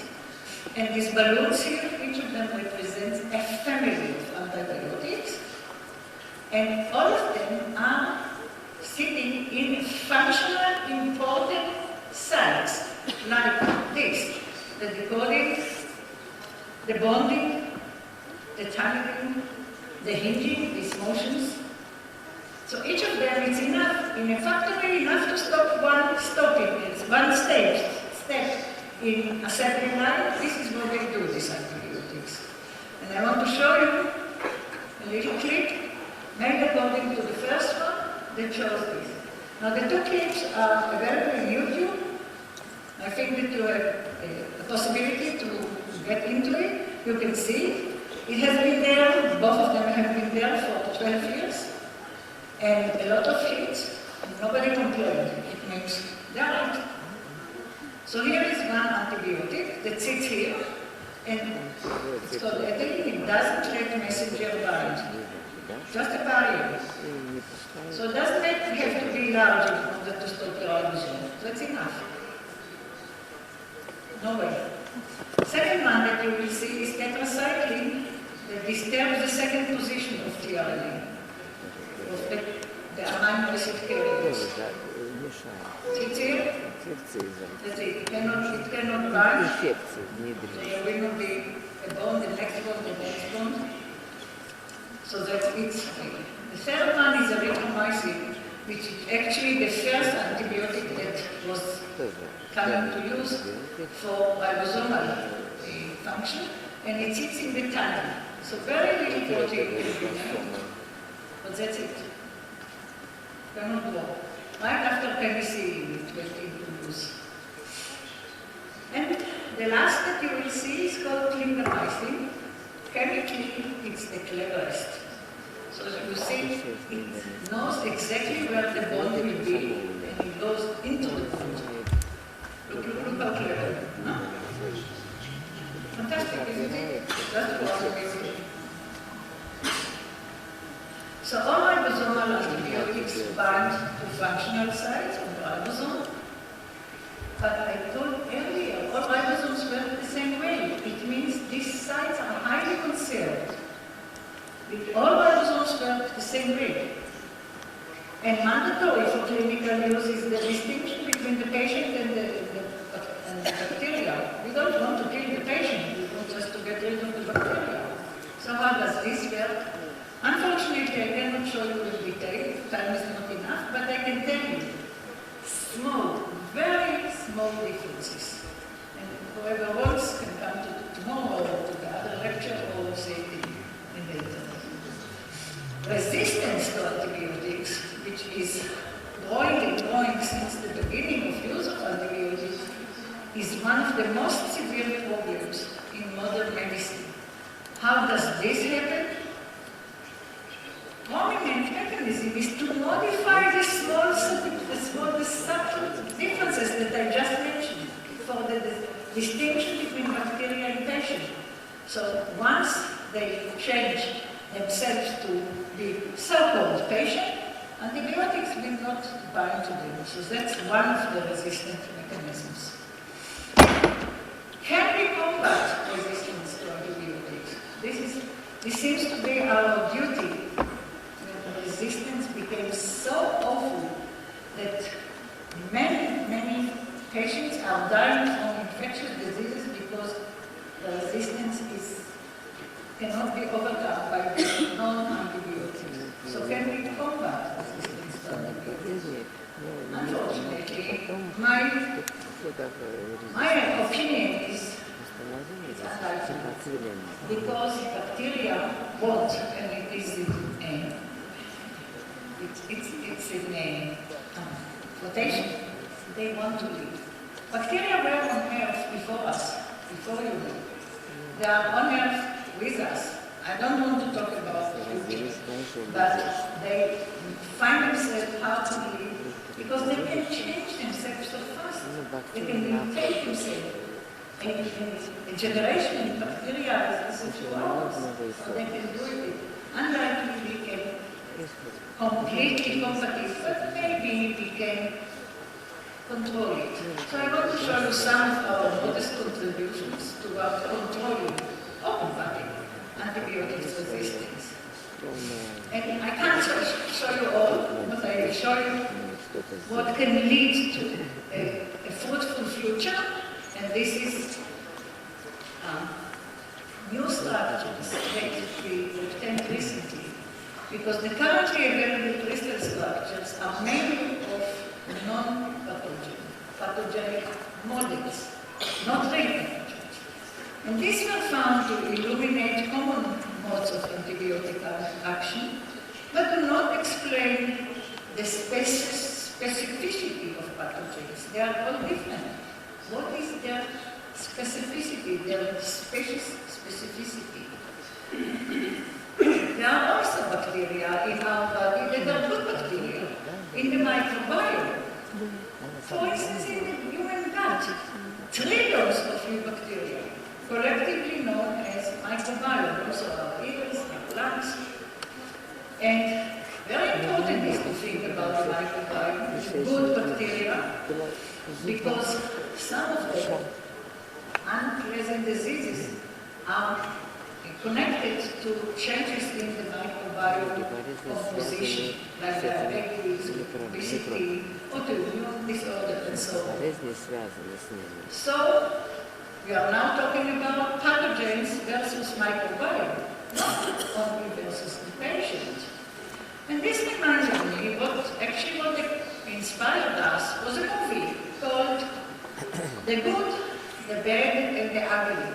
I'm not sure any of you remember it, maybe the pictures or the actor.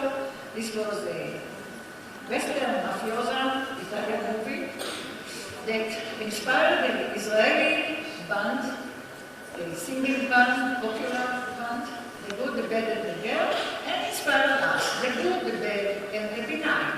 What do we mean? The good is the microbiome, the good bacteria. The bad, the pathogens, microbiome, everything else, the benign. So our goal is to eliminate pathogens while preserving the microbiome, a point that was not taken into account until recently. So we go crystals of ribosomes from a pathogen, you can see them here, in order to see what it is, what is so specific about it. And we saw that although the structures are very, very similar everywhere, there are some places that are different. So what you see here is the model in gray, piece of the structure, part of the ribosomal RNA, the model in gray, the pathogenic in blue, you see here they are exactly the same, all these parts. But here there is a difference, a little bit longer pathogen. This little bit longer is 9 nucleotides, 9 bases. 9, even 10 times 9, out of 4,500 bases, which is the whole bacterial ribosome. Nobody was impressed by it. Who cares? It's less than standard deviation. But when one looks at the structure, there is a big change. All this part is exposed and is new, does not exist in non-pathogens. So it can be a site for new type of antibiotics. And we did look for more. We found several around here.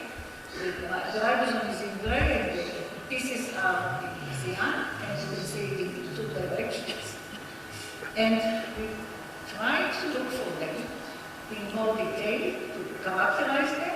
We identified 25 new potential sites for the design of advanced antibiotics, neither of which is involved in crystal contacts, but all are involved in contacts of the ribosome with cellular factors, like initiation factors, growth factors, the second ability. They all do something, but not directly functional. Therefore, we hope that the resistance will be slower and that we can stop the ribosome function in this pathogenic bacteria. 16 of them were already found suitable for that. We also found it in the protein. I'm sure you cannot read anything, but you can see that the same protein, ribosomal protein L3, in many bacteria has more or less the same structure, same sequence, except for here and here. If I make it larger, these are 4 pathogenic bacteria, the rest are not pathogenic. And if we look at it, and actually I'll show you another example that it was easier for me to show. Have a look here. What you see here in cyan is the RNA. It's a ribosomal protein in 4 different species. 3 of them are shown here, and the pathogen is the cyan, and it is bumping out. It can be a potential new species for specific target.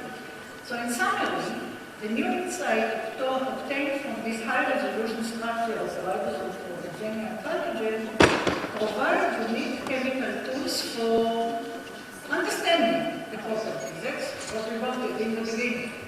But also for suggesting novel sites for potential future antibiotics, for improving clinical performance of non-antibiotic, I can't show it today, but I can tell you, and for better distinction between pathogens and useful bacteria species in the microbiome, which means the design of pathogen-specific antibiotics. You heard in the morning about personal medicine. This is personal bacterial medicine. It means bacterial instead of personal, but for the specific blockers, specific antibiotics for each and every pathogen. Of course, it requires fast identification of what is the pathogen, but I think that we are getting there quickly with antibiotics. But in my opinion, this can solve. So I already can solve many of the problems, especially preserving the microbiome. So our original goal was to eliminate, minimize or eliminate resistance. Present goal to do this while preserving the microbiome and while reducing environmental hazards. Let me say a word about it. All the antibiotics used today, not all, 95% of the antibiotics used today have a core piece of them which is not digestible. Human cannot digest it, and the microbiome cannot digest it, and animals cannot digest it. So they go with the sewage and contaminate the land. Not always we can even filter them out. So when we eat antibiotics to get rid of some little disease we contaminate the land around us. And usually, more antibiotics, higher doses given than is really needed, so the contamination is minimal. And we think that if we make antibiotics that are specific for one specific bacteria, we will not remove, but we can minimize the environmental hazards. We can also, if we look back at this type of positions, here we can make antibiotics that do not have any part that is not digestible. I cannot go into the chemistry, but we can. It's not inside, it's not a pocket, it's the outside, and we can, for biologists, biochemists or chemists, we can block it with, for instance, complementary DNA or DNA or things like this. These are totally digestible. So we can even make modern antibiotics that are not known until now. So we are now here, and we are going to do something else, which I call climbing the Everest beyond the Everest, because some of you asked me to talk about it. And this is the progress of our project. So I hope that I can do it in the next 15 minutes. How did we start? When we started, the genetic code and the translation was known, but not how. And I wanted to say, when I said in the beginning of 1980, I want to understand the structural basis for ribosomal function, people really laughed at me. You must be kidding. And they called me all types of awful names. And when I said I want to know the interior of the ribosome, there are black boxes. And you can see, until now, I consider nobody, it makes somebody, but crazy. So here are two trees, the American tree, the UK tree, that produced the Nobel medals in structural biology. Look how many, and how many almost. And there are some here, 4 of us, that are treeless, are enlarged. So they said, I don't think it's the right education. I still tried. Why did I try and how? So what we talk about is crystallography. I'm not sure you all know it, but it needs crystals. And it looks at diffraction of X-rays, rentgen in order to see atoms. Because everything else we can see by eye or by microscope. So what happens? Pretend that there is crystal here. This is the big, the white, and the diffraction is the yellow. And diffraction from a crystal follows a mathematical rule. The materials know it. So disregard the red, the pink, and the green, just look at this. You see the arrows, each of them has a different length, which shows different intensity, and each goes to a different direction. So if this is what the material in the crystal does, and according to mathematical rule, and we know the rule, we can build the material. So this is the story. We have crystals, there is diffraction. Here is the diffraction. These arrows are collected on a film or cameras, is the camera, or another reader. The furthest we see spots here, it means that the arrows can hear the higher the detail, or what we call resolution. We collect the whole sphere around the crystal, we collect them, we merge them together. The merging is done by computer, but something has to be known. It's written here, I won't explain, but I want to tell you that crystallographers are really still needed. It's this little thing. And then we get mountains of electrons, and each center of a mountain like this, like a topographic map. Each of them is a mountain in a topographic map. Each center is an atom, and then we can see how whatever compound is built. But we need crystals, and I'm sure you know what is salt. You know kitchen salt, salad salt. It's made of sodium and chloride. There's two atoms, and they love to make crystals which are entities of periodic, complete periodicity in 3 dimensions. And this is the way they do spontaneously in Earth. That's the way we buy them. So salt crystals can be sugar crystals, and even proteins were crystallized earlier in Oxford, and 12 years old kid could repeat it. Nice, very nice, half nice, and so on. But these guys now in Nobel structure, could they crystallize? So there was a big question mark, which was actually they could not. And the reasons that were given by very good scientists that tried to crystallize and failed. Very fantastic research group, even Nobel Prize winners like Yerevan.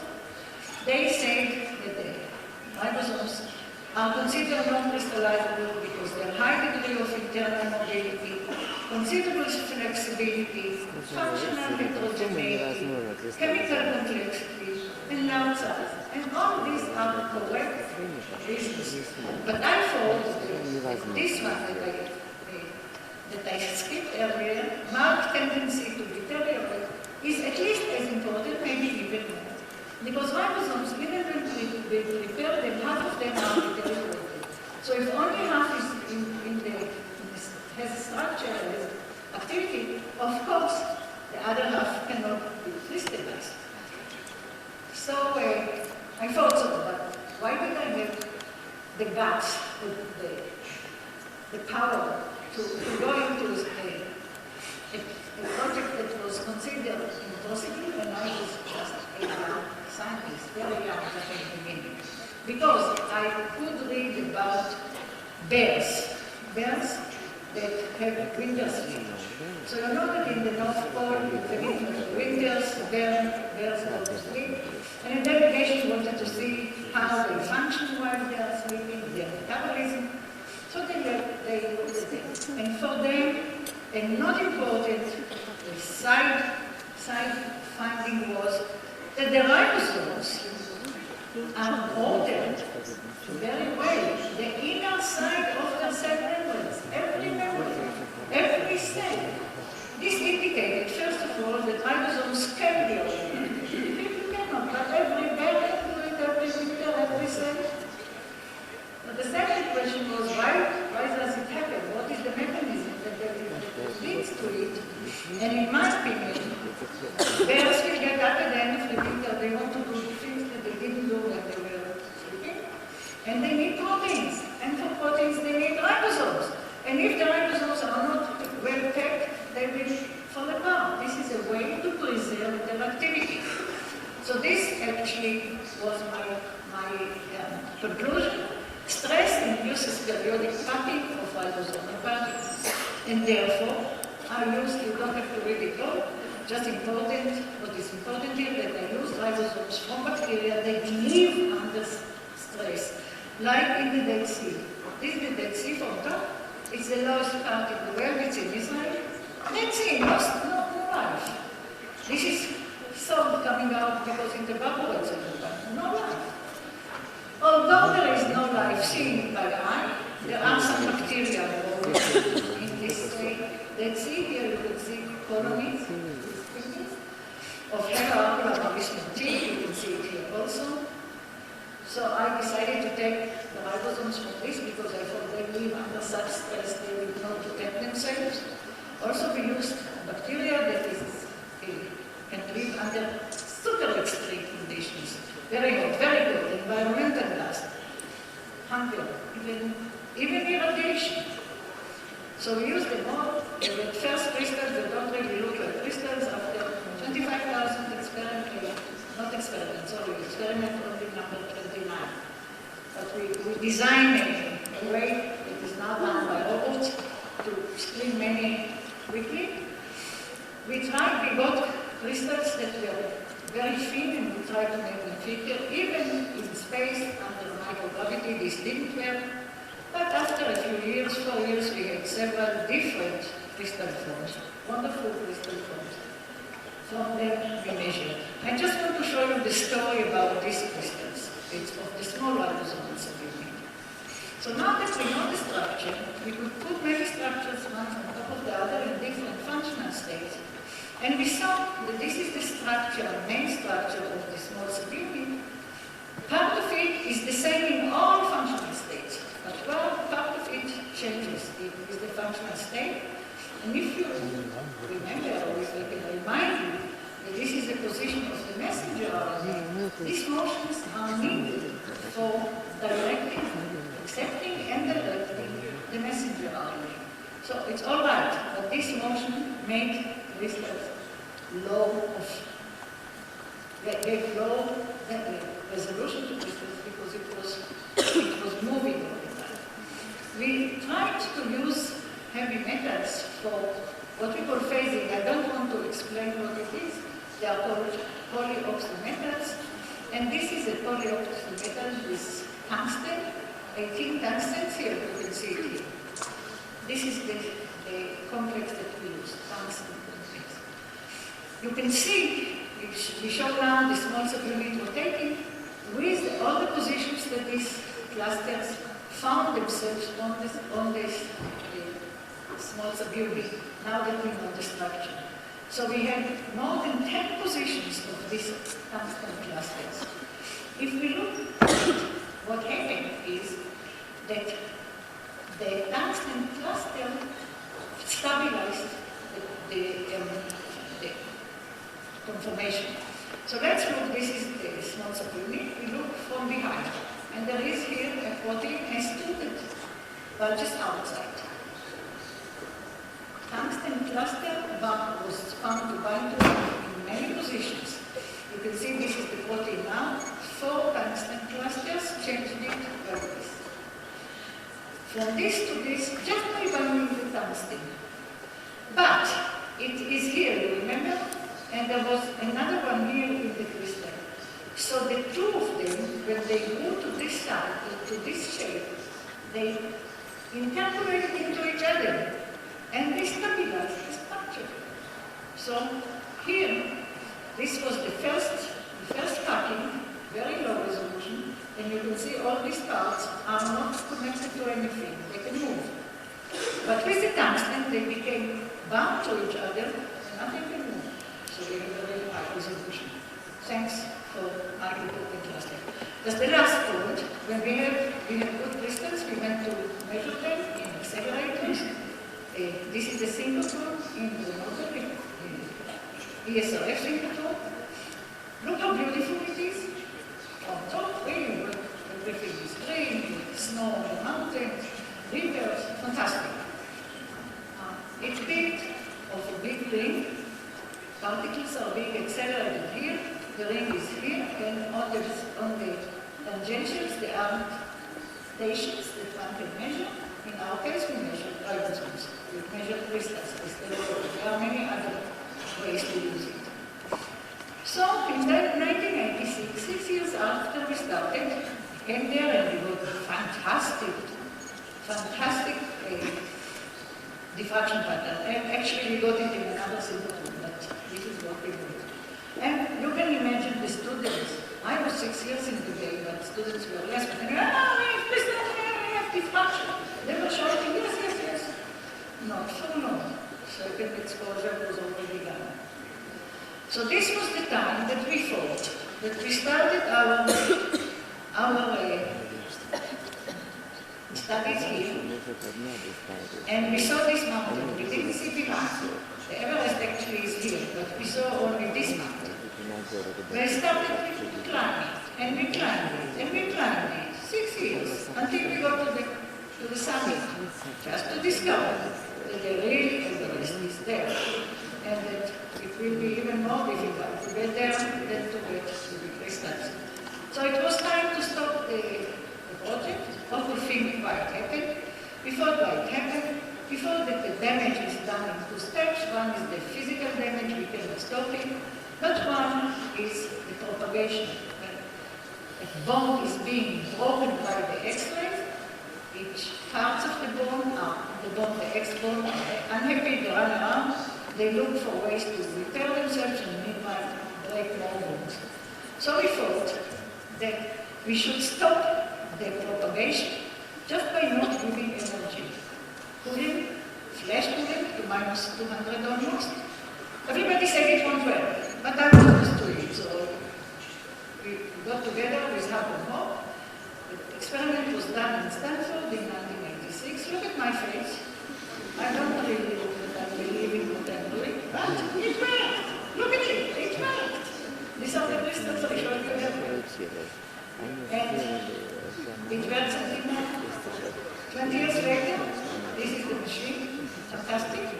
And we have lots of structures. Now there are structures of many more groups, and now there are new ways. But anyway, let's go back to cryobiocrystallography. This is what we did. Cryobiological crystals. I can't tell you why people and miss myself. Doubted that it will work. I can't go now, but it did. And look, this is where we introduced it. PDB depositions, it means the number of biological structures deposited. Determined, deposited in the protein data bank. They are determined in universities, companies, I don't know, maybe they have more. This is the number of the structures, and this is the yield. So this is when we introduced it at the same time, not for phasing. Procedure I will talk about was made also better detectors. This is Ciechanover. And look what happened to the number of structures. Until 2011, we were over 50,000 from less than 100. And all of them could not be measured otherwise. We all measured at high temperature from either medical or material important. So, you see, although this happened, I'm still thrilled there. So now I want to thank the Weizmann Institute that let me wear kept me, although I was called the dreamer, fantastic man, basically. President Sela and was replaced by Amara, both decided to let me wear my dream. We were encouraged by the Scientific Advisory Committee. We started with a very strong collaboration with Dr. Whitman, who was very important in starting a research unit for us at the synchrotron in Hamburg, where we did over 15 years of experiments. So I have 2 research groups, one in Hamburg that is not working for the plastic, that closed it 11 years ago. You can see some of the members. Technical assistants said that they are angels, but they can work on ribosome until they came to the Dead Sea to look for bacteria. And you can see the group in Israel that is still functioning. That while I'm entertaining you, Dr. Anat Bashan is senior scientist is running it. For the young students here, female students, I want to show that female can be great scientists and great housewives and mothers. Another is free children. Ella, who is also a fantastic scientist, only 2 children. Us, who traced all the RNA in the ribosome every few months. He also has 3 children, but he doesn't count his name. So let's talk about now. The mom came 16 weeks ago, 10 weeks. She's still with us. Now she has herself 3 children, and we have 4 of them. The mom, the day of her birthday, she made a cake. You want to see her cake? It's very small. Here, this is her cake. So this shows in my ribosome something. My family, this is my daughter, and her daughter, all the crystals of lifetime. Also my mother, not alive, and my sister who is here. They all helped me. My friend said, let me speech. I go to the UNESCO we have in Paris. She said, my name is Noah, Anna's granddaughter. As you know, she is a very busy scientist, but she always has time for me. She even gave me a prize. That's the Nobel Prize, it's not hers, but for me, her prize is at least as a new one. The glamour of the year is available. When I asked them which year, every prize has a year, which year? Which year? We prove yourself every year.